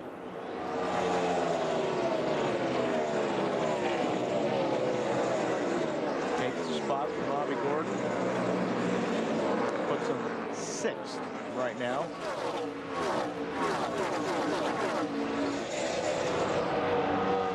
Davis Tribute 14 still leads Kevin Harvick. But Harvick's getting closer and closer. Well, we're going green for a little while. Let's see if we can't work in a through the field here. Start with Dave. And we'll start with the leader, David Stremme. How valuable is clean air? This car is very, very good out front of the field. They will have to stop one more time before this race is over. Alan? I see Kevin Harvick in the orange car trying to take the lead away from David Stremme. Probably just as distressing as the fact that he hasn't passed Stremme yet. The fact that Ryan Newman is getting closer to Kevin Harvick's rear view mirror. See if Harvick can get around Stremme here and take that top spot. Looked like he had a run on him down the backstretch, but Stremme able to hold him off. Been working on him hard. I would say he's got a little urgency to get this done, wouldn't you? Seeing what's behind him? Without a doubt, because there's the 39 of Ryan Newman right behind these guys. Okay, let's continue going through the field. Alan? Yeah, we were holding for a pass for the lead that didn't happen then. But it's going to may happen now. Yep. Kevin Harvick, new race leader. Try now, Alan. Okay, so Ryan Newman had the contact there with TJ Bell. The right front looked over. Car seems to be handling fine. He hasn't said anything on the radio since the restart. By the way, they are communicating with each other on the radio. Matt? 79 of Jeremy Mayfield running in the mirror of Ryan Newman. Now he says the car is good and it's coming to him, but not the same good car like the 39 has. Meanwhile, the 8 of Martin Truex, he has seen just about everything tonight. He's been at the back, he's been at the front, he has led laps, moved up into the top 5 when Gordon fell out with that bobble in 3 and 4, Dave. 2 stops ago, Tony Stewart restarted 14th after that bad pit stop. They have made their way back up into the top 10, running 6th right now. And Tony knows that Newman may have dinged up his fender a little bit as he goes underneath the 8 of Truex. Matt? And Robbie Gordon settling in now to the 7th position after that bobble. Now he cannot make it to the end. They told Robbie he is short. The car a little on the free side. Snyder. Matt, things things just starting to look good for Carl Edwards. They actually have 2 sets of tires left that they scuffed in earlier in the day as he tries to get around Robbie Gordon. But just a moment ago, told his crew, I might have a loose wheel. That would be bad news, Matt. I mean, this is the battle for second. Ryan Newman past Stremme. Now sets out after Harvick. Back to you, Matt. Paul Menard trying to close in on that 6th position in the championship standings. There's a big point gap there, but it is a slow buffer between himself and 8th. Right now having a great run, Dave, running in the 9th position. The car was on the tight side. They made a track bar adjustment on the last stop and put on 4 fresh tires. Elliott Sadler's crew asked him to conserve a little bit with enough cautions. Well, we might try to make it. The last stop, they just changed 4 tires, took a little tape off the grill. He was running a little bit hot. As for the 18 of J.J. Yaley, he was a little bit hard to turn the car in the center of the corner. They made a track bar adjustment and changed 4 tires for him. It's worked pretty well. Alan? Well, Matt Kenseth had the loose wheel. It brought him to pit road under green at lap 120. Got the lucky dog pass on the caution that came out just after that. His team just told him on the radio, you're faster than everyone on the racetrack but the leader. He said, I'm trying not to use it up right now. Dave? A first for Sterling Marlin in the Busch Series tonight. He runs on the racetrack in a Busch Series race with his son, Stedman. Stedman currently in the 27th position in the 12 car. Sterling in the 13th position. Alan? Been kind of an adventurous night for Jamie McMurray. He has hit the wall twice in that 64 car and rearranged the sheet metal in the right front. They fixed it both times. They came in twice under that last caution and topped off the fuel, hoping it runs green to the finish. Dave? Talked to Brett Sherman just before the race started. Said, you know, the one thing I really want to do tonight is miss everybody else's wrecks. So far, the 10 car has been able to do that. Brett runs in the top 20. Marty? Dave, Todd Bodine last pitted at lap 103. They took on tires at that point, so they're on a little bit older tires than everyone else. They are about 6 laps short for making it all the way on fuel, but having a good run. Car's been tight for most of the evening. Jason Leffler, however, just passed Todd. His car has been loose, as we saw earlier. They are 6 laps short for making it all the way on fuel. Car gets better, though, the longer this race goes. Dave? Awesome Bill going back in the memory bank said, you know what, Richard Petty used to tell me, if you can't get to the end, you can't win. So he told his crew, last pit stop, I'm trying to stay patient, even though this is a tight race car. Marty? John Wood had a great weekend last weekend at Kansas. Started 2nd, finished 5th in that race, but tonight you can see the damage on the right front of that Clorox car. He's in 18th, but they have had a wreck earlier on, and John's been struggling with a tight race car all evening long. Alan? Hey guys, just a transmission on Kevin Harvick, the leader's radio a minute ago. My throttle is sticking. Keep an eye on the leader, see if he has some troubles. You want to explain that? Oh, I know what that's all about. I don't know what's causing his throttle to stick, but in Fontana, when my gas pedal went to the floor, they have a heat carpet on the floor, and the bottom of the pedal ripped that carpet, and it was sticking in the carpet. And I'll tell you what, you go flying down in the turn 1 at about $185, 190, and it sticks. Pretty exciting. You back off the throttle to go in the corner, and the throttle doesn't back off. Oh, my goodness gracious. So what you have to do is you got to take your toe, and you got to hook the pedal and pull it back up. Now you say, well, okay, well, if it's going to do it every lap, what do you do? Well, then you can't go full throttle. So the whole race, you got to go all the way almost to the floor, but not quite to the floor, so it won't stick. But I don't know what his situation is. It could be something in the carburetor or something else. Alan, you got some more? Hey, Wally, Kevin has just talked about, you know, if I have to, I'll use the switches. You make the assumption there that he's talking about the ignition switch, shut off the engine as he gets to the corner, then flip the switch back on, pop the clutch, and start it up again? You know what? I don't think you can do that every lap here, Alan, because you're going so fast, and when you do that, you really upset the car. You unlock the engine when you shut it down, and when you turn it back on, it comes on full throttle, and I just don't think you can get away with that. Todd Bodine, who was running in the top 5, just took his car to the garage. Marty, you got that? Literally, when we were talking about him through the field, he said something's wrong with the engine guys. Came on a lap later, said we've lost the cylinder. Now they're going to go back to the garage. Menard. Looks like he's picking up a couple of spots. He got by Yaley. Now he's passing Elliott Sadler in the 90 car. And his car looks like it's been working pretty good tonight. Yes. Robbie Gordon leading this pack. Sadler hangs tough on the outside. The outside line is definitely the fastest. It's the better line when you're trying to race with someone. Yeah, you have to complete the pass before you get into the corner, because if you go side by side in a corner and you're on the bottom, you're going to be loose. Oh, contact between the 90 and 11. Sadler and Menard made contact off turn 4, and we almost had our next caution flag. We've already had 10. The record is 12. That takes the wind out of you. And Sadler lost a couple spots there. But he was in that high groove, and then he moved down low and then tried to come back up. Menard had filled the position. Carl Edwards and Martin Truex Jr., the championship leader in car 8.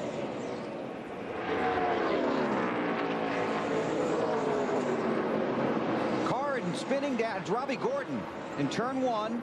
The right rear tire blew on the 55 car. Did you hear it? Yes, I did. I was looking for it. I heard it. And we see the tire came apart and just basically ripped the quarter panel off the 55 car, the rear fender. 11th caution of the race. I tell you, it's like playing Russian roulette. You're just waiting for it to happen to you. Casey Kane is the lucky dog again. That will put him back on the lead lap. That's the tread of the tire. There's the rest of the tire. What's left of it.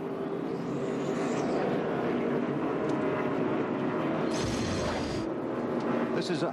Yeah, there it is. Nope. It happened going through the tri-oval. I thought I heard a bang. Yeah. We were all looking around. Yeah. Well, he fought that thing for... Kept it off the wall. I mean, that was the doesn't inner count. liner. Didn't the inner liner blow out about the time you hit the wall? Yeah. The inner liner, a tire inside the tire. I'll tell you what, Robbie did a heck of a job hanging that. Look at that. That was pretty good car control right there. So that's from about 190 to nothing in a hurry. They don't give out trophies for car control. No. But you sure feel a lot better. Okay, fellas, you can make it the rest of the way from here. Who's going to pit? Well, Strimmy had to. Dave Burns. No changes for the 14 car. He likes the way it is. He said, I'd like something to drink, too. We'll see if they get to that on David Strimmy. Had to bring the car in, though. He was one of those guys that could not have made it to the end, even if we'd had a ton of cautions, guys. Matt? Championship point leader Martin Truex pulling into his pit stall. 2-tire change expected, and also track bar adjustment. Going to raise it slightly to try to free the car up. It's just so tight. Down in 3 and 4. He's away. His teammate Paul Menard, 2 tires as well.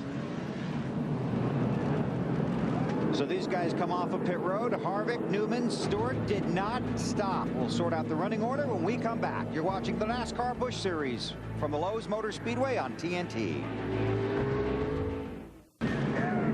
Still under caution here at the Lowe's Motor Speedway. Kevin Harvick, Ryan Newman, Tony Stewart, J.J. Yaley, and Matt Kenseth, the top 5. Check on pit road with Alan Bestwood.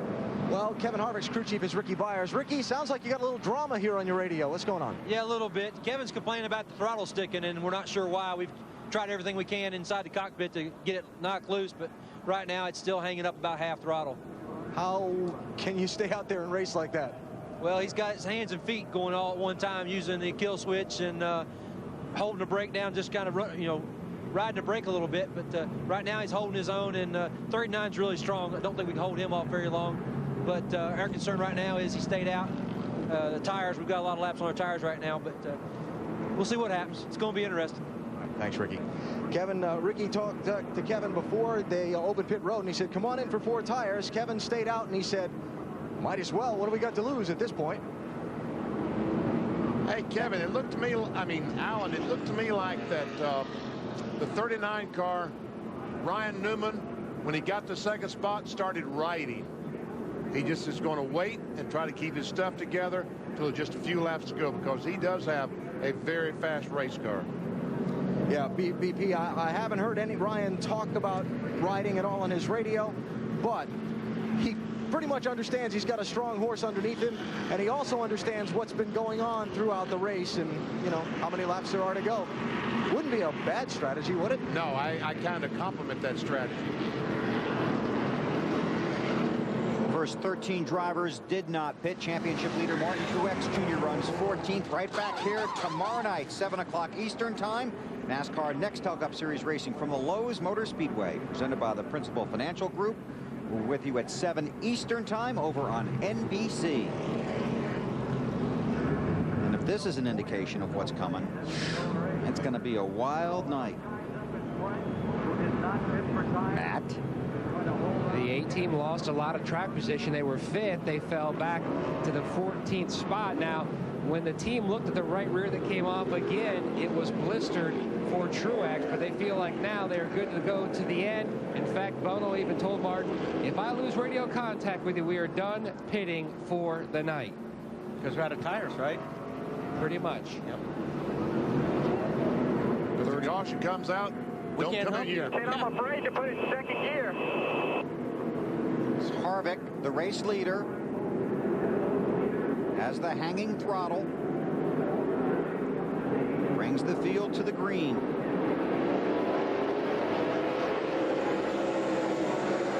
Here comes Robbie Gordon on the bottom, trying to get a lap back. And charging up on the inside. Got 53 laps of caution tonight. The record, 54. At least he didn't break that record. Yet. Ryan Newman close up front on the back bumper of Harvick. Black flag, 55. Robbie Gordon was supposed to restart at the tail end of the longest line and did not. So Robbie had a good night, got bad, now it's worse. Sorry about that. I was just going to say, I knew he was going to get in trouble for something. Because usually when you come up like that fast, when the field is slow, he backed off before he passed the leader, but now I know that from experience. Tell you what, this is a great battle we've got going for the lead. Tony Stewart, that blue car, the 19, has joined this battle between Harvick and Newman. And a car on the move is the 9 of Matt Kenseth. Newman's going to take a look here. He's got a good run off of turn 2, but what happens down here if it goes to the low side? No. Yeah. Harvick up high, Newman low. Off of 4. See ya. Caution, Jeremy Mayfield. And that will tie the track record. 12th caution of the night. So I wonder who was in front, Newman or the 21 car? 8 scoring loops around this track.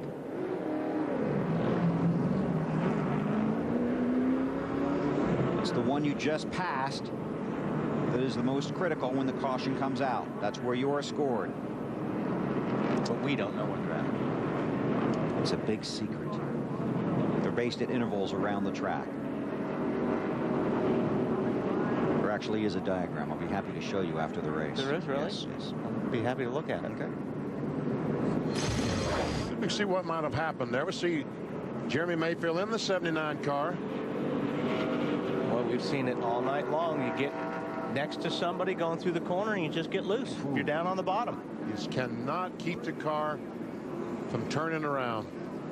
A lot of Cup drivers watching, going to figure out how they can pass on the high side tomorrow night. Brent Sherman in that pink 10 car has been around a lot of stuff tonight, and he has gotten through all of it so far. You know, that pink car, that Serta is the sponsor on that car, and they're selling a set of pink mattresses, the money going to the Susan G. Komen Breast Cancer Fund.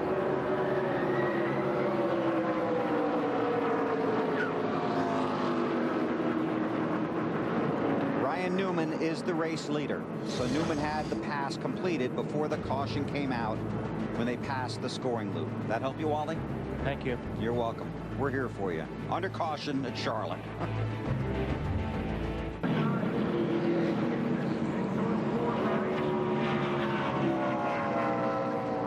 Marty, Jeremy Mayfield back in the Busch Series garage, and what happened on your wreck? I just got underneath the 43 and lost it. You know, we were working hard on our auto value bumper to bumper car all night, you know, our Dodge, and just couldn't get it right, and I shortened the bumper up on it. I know that. Just hate it for all the guys. They worked hard and had a good car. Yeah, I just lost it right there, you know. My fault. And is this a sign of what we're going to see tomorrow night? This is not a good sign if this is what we're going to see tomorrow night, is it? No, it ain't really, and I hate it, you know. It's going to be a long night. I tell you that. What time is it now? About 1 or 2 o'clock? I have no idea. I think we've crossed over into Saturday already. Oh, yeah, I think so, too. It's going to be late night tomorrow night for sure. But I hate it for these guys.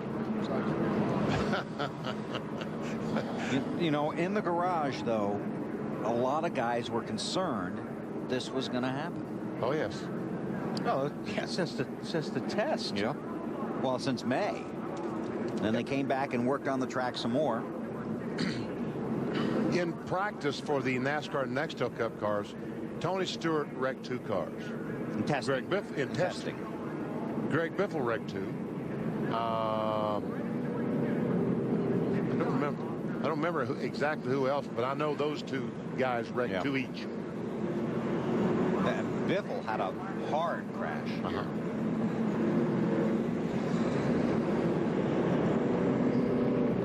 Field has gotten the 1 to go. And we still got 26 laps to go. We got time for 3 or 4 more caution flags. Ever the optimist. Well, for this close to the record. I'll break it up. Why not? That's a record that we don't want to break. No. And you believe this isn't an indication of what we could see tomorrow night? It has to be. I mean, we're going to have 43 cars running around the racetrack just like we had tonight. Faster. Faster. Heavier cars. So the forces through the corners are going to be harder on the tires. And these cars have a higher rear spoiler than the NASCAR Nextel Cup cars, so they ought to be better balanced. But the cars tonight better balanced. Should be. Should have more downforce in the back. Ryan Newman, Kevin Harvick, Tony Stewart, J.J. Yaley, Elliott Sadler. Then it's Kenseth, Sterling Marlin, Jason Leffler, John Wood, and Ashton Lewis Jr. Coming around a complete 175. Good luck, guys. That was a late restart. And Harvick is going to try to get back in front. But I think Newman is in his preferred spot. Shoot off a turn 2.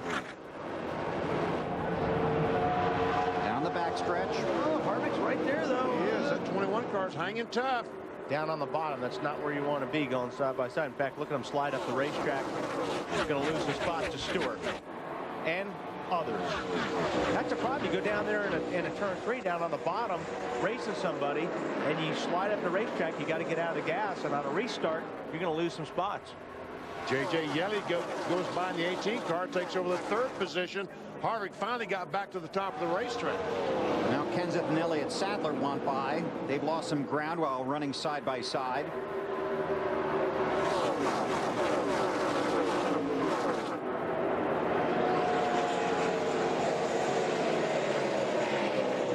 Now Ashton Lewis Jr. runs in the 10th spot in that 25 car. Crashed here in qualifying. Got out the backup car. There's no laps on it when the race starts. And through pit strategy, missing the wrecks and driving a good race, he's got himself a 10th place car right now. Boy, Ashton. Driving for the Marines. Paul Menard on the high side. Goes by Ashton Lewis. And John Wood. Menard's car's looks awfully good tonight. Here comes Truex in that 8 car. Our NASCAR Busch Series points leader. Trying to get around Ashton Lewis. Down low. Be careful down there. Yeah, not the preferred line. Tonight, anyway. Then you got Carl Edwards there. He's going to help back push the 25 car through.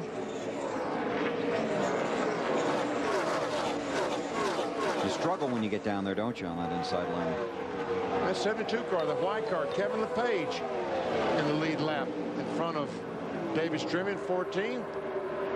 And there is Stremme, 14th spot. Stremme led 22 laps. Used pit strategy to get up front.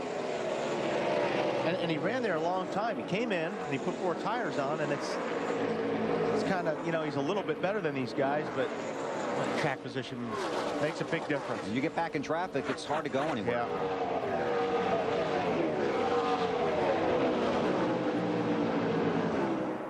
And there's something I wanted to see. Ryan Newman and Tony Stewart. Looked like they've had the 2 best cars all night. Finally, they get to run in 1-2. Can Tony Stewart run him down? Stewart looks like he's a little bit quicker right there, Dave. And during the last green flag run, what was that, like 3 laps? Tony Stewart said, hey, I got the whip out. I can't beat him down the straightaway. He said, I'm getting him really good in the corner, but boy, down the straightaway, it's really tough to catch that 39. Again, Newman has won the last 4 Busch races he has been in. Again, Stewart faster that lap than the leader, Ryan Newman. You can see the difference on the track, on the watch. It's about 0.4 of a second. Dave? Hey, if he's faster in the corners than he is in the straightaways with the 39, isn't there more corner than the straightaway here? Just a little bit. You know, I'm just thinking. Catching them and passing them are 2 things, Dave. And Matt Kenseth has some kind of problem, so he's taking it to pit road. Here, 4 tires. Alan? Said left rear or something on the radio, and that has brought Matt to pit road. They're going to change 4. He's asking if the left front is flat, and said if the left front's not flat, then something's broken. You just heard that. So tough luck there for Matt. We'll be back tomorrow night. One of the contenders in the chase for the next Cup. There, guys. Yeah, they're pointing at something there, AB, in the left front. Rolling behind the pit wall there. Obviously something is broke. They're going to push him behind the wall. Ryan Newman has led 117 of the 184 laps, and for that we're going to give him our ExxonMobil Command Performance of the Race Award to Ryan Newman, the race leader. I concur with that, Mr. Weber. The question is, can he lead the next 15? That's Tony a Stewart good coming. question. Stewart's been a little bit, I mean a little. Oh! Kevin Harvick in the wall. And that breaks the track record. AB? Yeah, Bill, he had called in just a couple laps ago, said he'd used up his front tires and had a bad vibration. I guess it didn't get any better, huh? No, sir. Well, Now, AB, Alan, they had the set left. Did they have a set of tires left, or were they on their last set? Let me go back and check my notes here, Wally. I was running after Matt Kenseth. I wanted to check because they had a set left at one time, but I believe they pitted and put those on, right? Okay, that's what I wasn't sure if they did or not. Yeah, I'll check here in just a second. We're going to catch up to Kenseth here. He clobbered it. He did. He's going to try and drive it back. It's going to make a potentially make a mess out there. It's already going to be underway when we get there. Wow. Same picture we've seen several times tonight. Right front tire going flat, going down the corner. 13th caution of the night. 57 of the 186 laps have been run under yellow.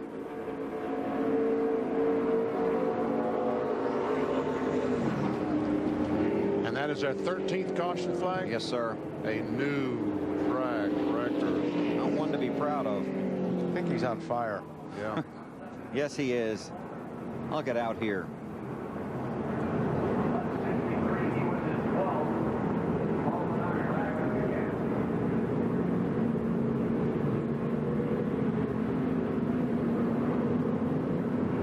So Harvick heads back. He had his hands full tonight. Throttle hanging, vibration. Mandatory ride to the infield care center. Boys, the thing's on fire. Got it.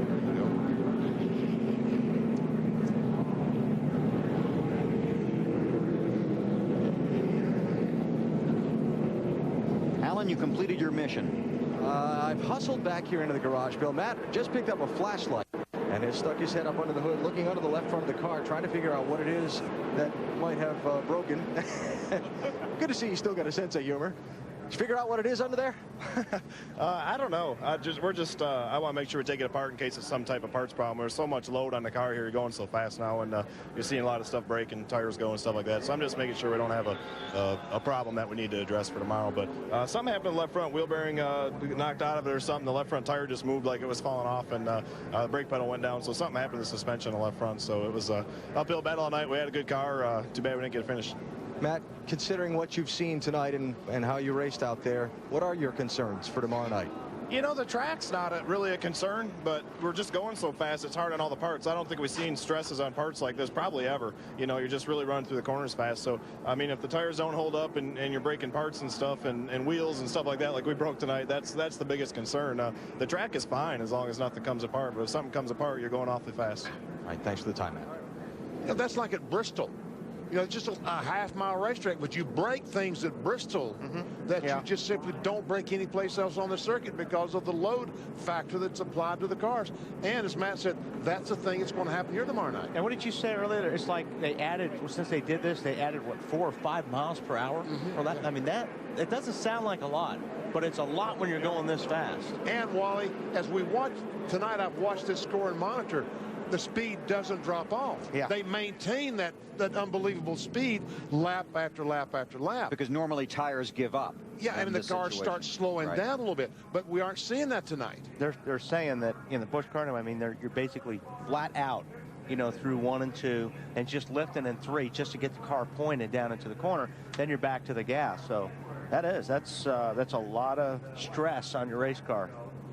Asking your car to do a lot. Matt Kenseth, by the way, starts 18th tomorrow night in the 500-miler here at the Lowe's Motor Speedway, under our 13th caution of the night at Charlotte. The throttle sticking and all that, did the right front just go unannounced? Yeah, it you know, it just blew right as I got to the end of the straightaway. I felt it vibrating and knew that something was getting ready to happen. But I thought it was the brake rotors, you know, because the throttle hung and I was driving the thing with the kill switch there. And then all of a sudden, one lap when Ryan passed me, all of a sudden it was like I shut the motor off and the throttle started working again, and then the tire blew. So just hate it for this Risa Chevrolet. All these guys worked real hard, and I think just got a little too greedy there, but oh well. Based on all this tonight, what do you expect tomorrow night? I mean, are these conditions acceptable for racing? See that room right there? The Infield Care Center? Infield Care Center. I told them to make sure they had a lot of stretchers ready. Oh, that's not good news. Kevin Harvick out of it this evening. He might have had a shot to beat Ryan Newman, though. That's a very strong statement coming from Kevin Harvick. And we saw the damage to his car. When that right front tire goes flat, you're going to hit that wall awfully hard. We've seen these guys get out of the race cars tonight, and they looked like that they were a little bit dazed. Pretty slow getting out, a lot of them. And David Green actually was transported to another hospital. And we have no further update on David. Coming around to complete 191 of 200. See if we can get to the finish. Tony Stewart, this is it. This is his chance. All right, can Ryan beat him off this corner? He's trying. Or he's got to have enough lead going into 3 to try to hold side by side off of 4. We'll watch it. Dave, what do you got? Oh, Tony goes around. Oh, that's what we talked about, being on the low side. More not where you want to be. Oh, Stremme.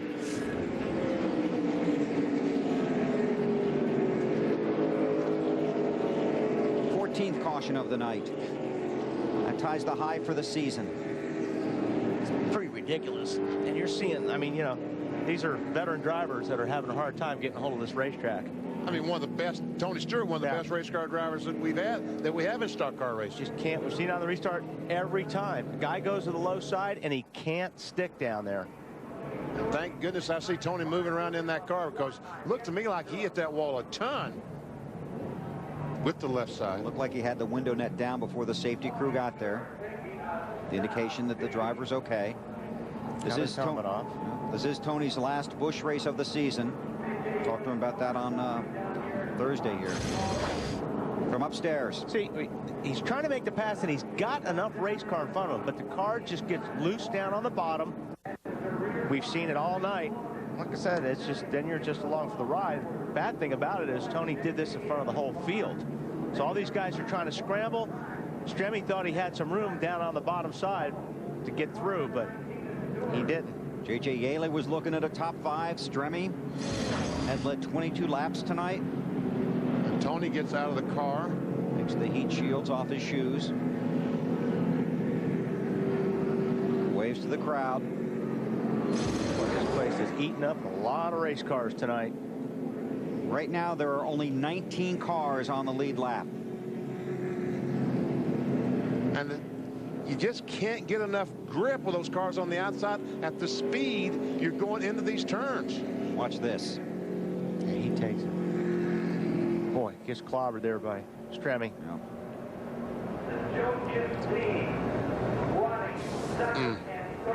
Just you lose the tail when you run side by side.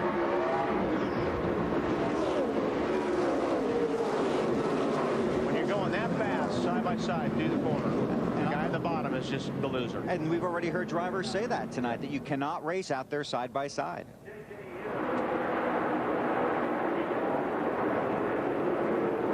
You know what? The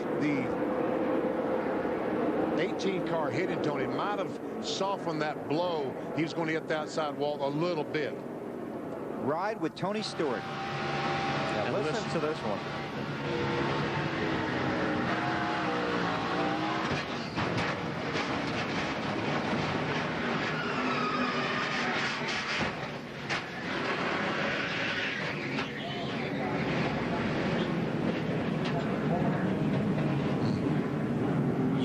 That, and your respect for these guys just continues to grow.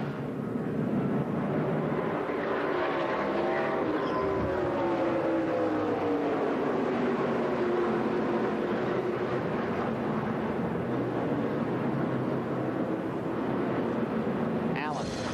And David Stremme drove his car most of the way back in, then got pushed the rest. He's climbed out now. You okay? Yeah, it's kind of I don't know. I feel bad for all my guys. We didn't start out very good, and we ended up worked our way back up there, got on different pit strategy. I definitely think we had a top 10 car, and we end up, spotter told me to go low, and which we should have. I committed low, and them guys are coming down. There's nowhere to go. I mean, you're running so fast here. Whenever you commit, you have to stay, or you'll wreck yourself. But just feel bad for all my guys. Thoughts and prayers go out to Armando Mimi. Armando lost his father this week, so we'll go wherever we're going next week and have some fun.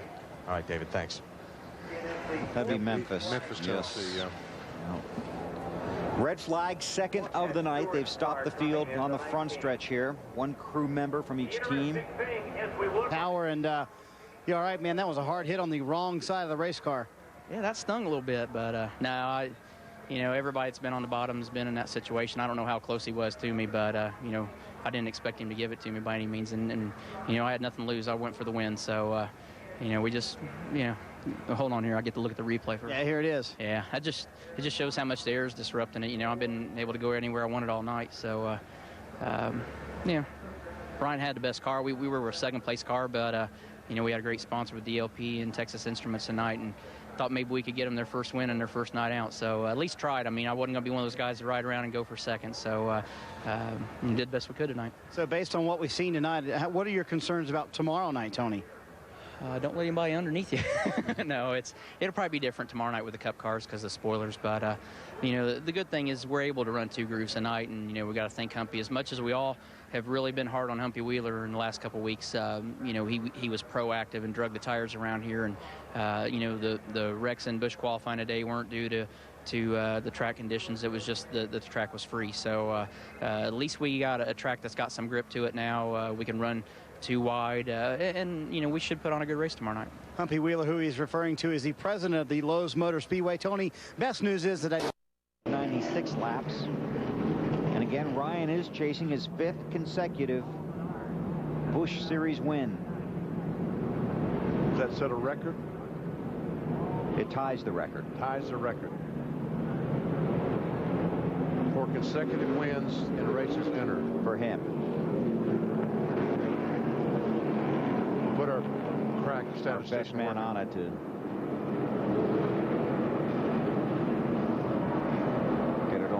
figured out.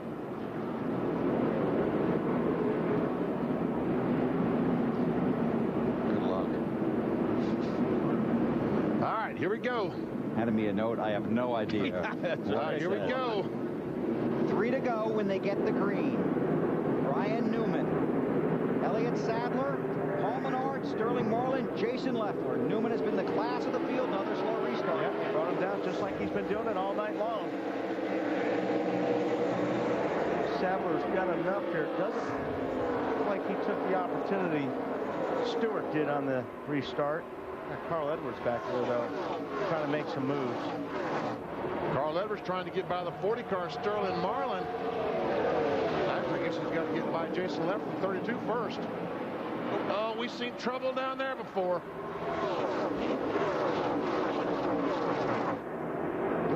Carl makes the pass. 2 to go. Sadler looking at Newman. I think that's all he's going to be doing for the next couple laps. Ryan's trying to pull away. Boy, they almost wrecked there. Ashton Lewis, John Wood in 47. Oh, we've seen trouble there before, haven't we? Yeah, I was going to say, it still may happen. These guys have been bouncing off each other for the last lap. It's a championship leader, Martin Truex Jr. right behind him, and Jamie McMurray. White flag, last lap at Charlotte.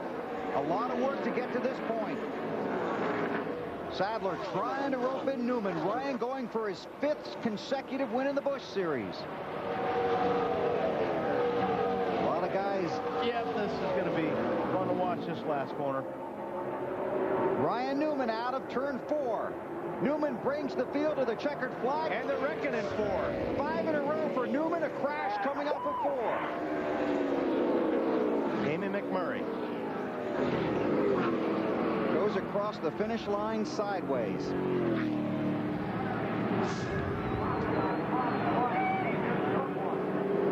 Well, that's appropriate. Yeah. He was on a low side coming off the 4, and guess what happened? He got loose.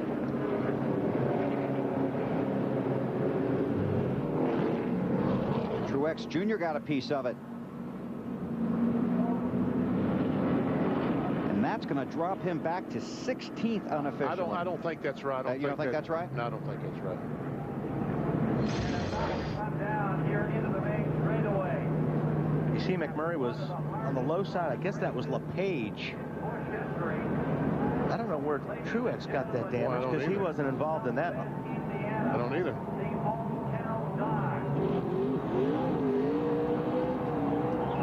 Here's Truex there. You see him in the middle of it. No. Got through that clear.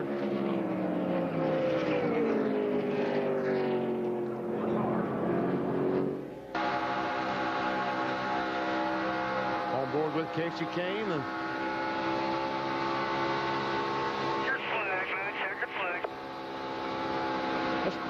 we're going to follow this down the corner. Oh, wow. Crash in front of you. That was, is that Ashton Lewis? All these guys just checked up for the caution. I don't think Truex heard that the yellow was out because he was going. Wow.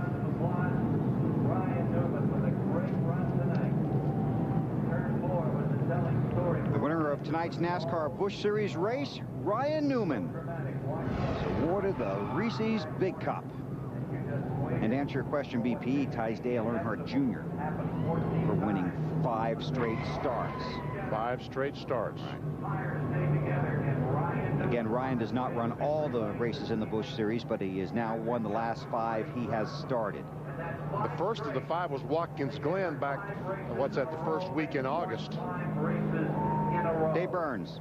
With Elliott Sadler with a last 2 laps charge there, but just not going to get the 39 car because you didn't get him on the track, did you? Yeah, I was just a little bit too tight behind Ryan, but for running over a tire and running over some debris early, I'm very happy with a second place finish. I couldn't even make a lap on the track when we first started yesterday. And to come out finish second, I am proud of my guys. The City Financial Ford did a great job tonight. So all in all, it was a great night for us here at Charlotte. Good run for Elliott. Alan? Martin Truex Jr. just explaining to his crew chief, Kevin Manion, where the damage came from on the last lap. Martin, how do you describe this night? It's a wild one.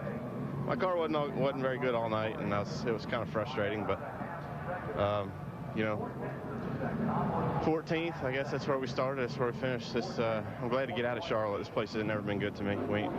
We ain't never run well. We didn't run good tonight, so good to get out of here. All right, thanks. Dave? And with Paul Menard right now, good third-place run for you, and looked like you're pretty racy all night. Yeah, the car is awesome. It's not the car that we wanted to bring here. It got wrecked at Kansas last week, but this is a pretty good backup car. Real proud of Dan Stillman, everybody on the Menards team, Quaker State team.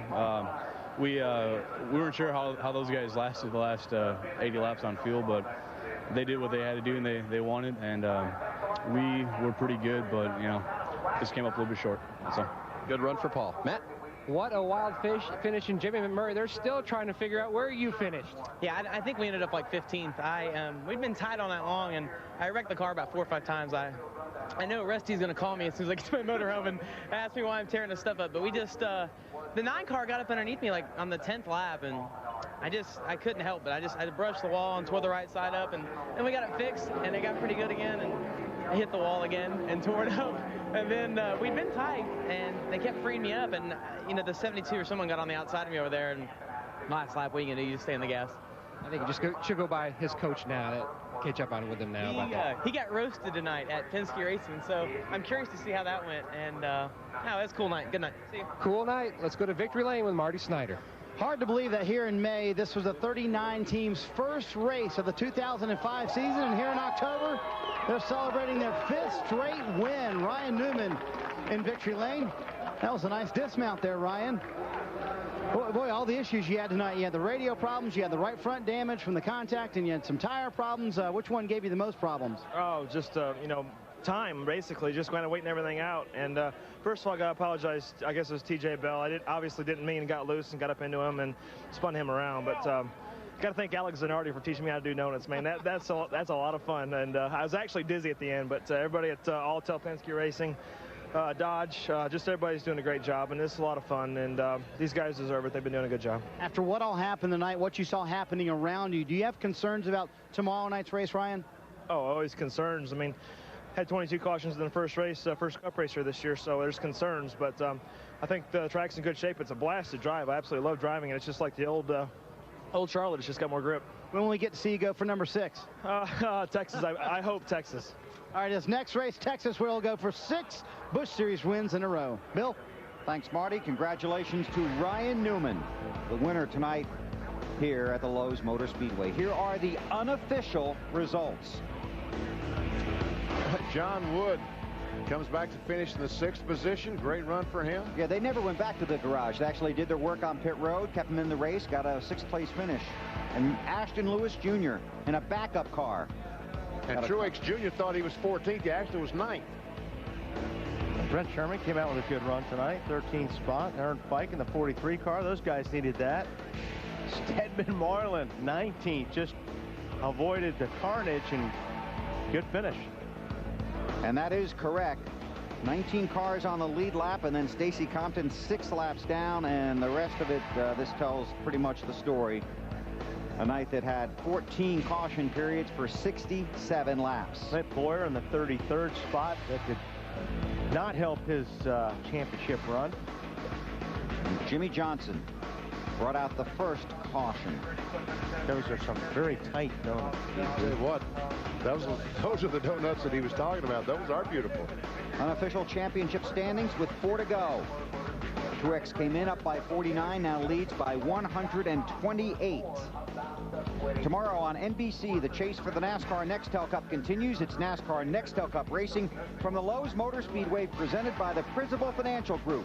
Jimmy Johnson looking for the sweep, going for his 4th straight win at this track. Our coverage on NBC begins at 7 o'clock Eastern Time with the Bank of America countdown to green. Next on TNT on the East Coast, the Shawshank Redemption. And out west, it's Law and Order. 5 in a row for Ryan Newman in the Busch Series. We'll see you tomorrow night on NBC for the NASCAR Nextel Cup Series.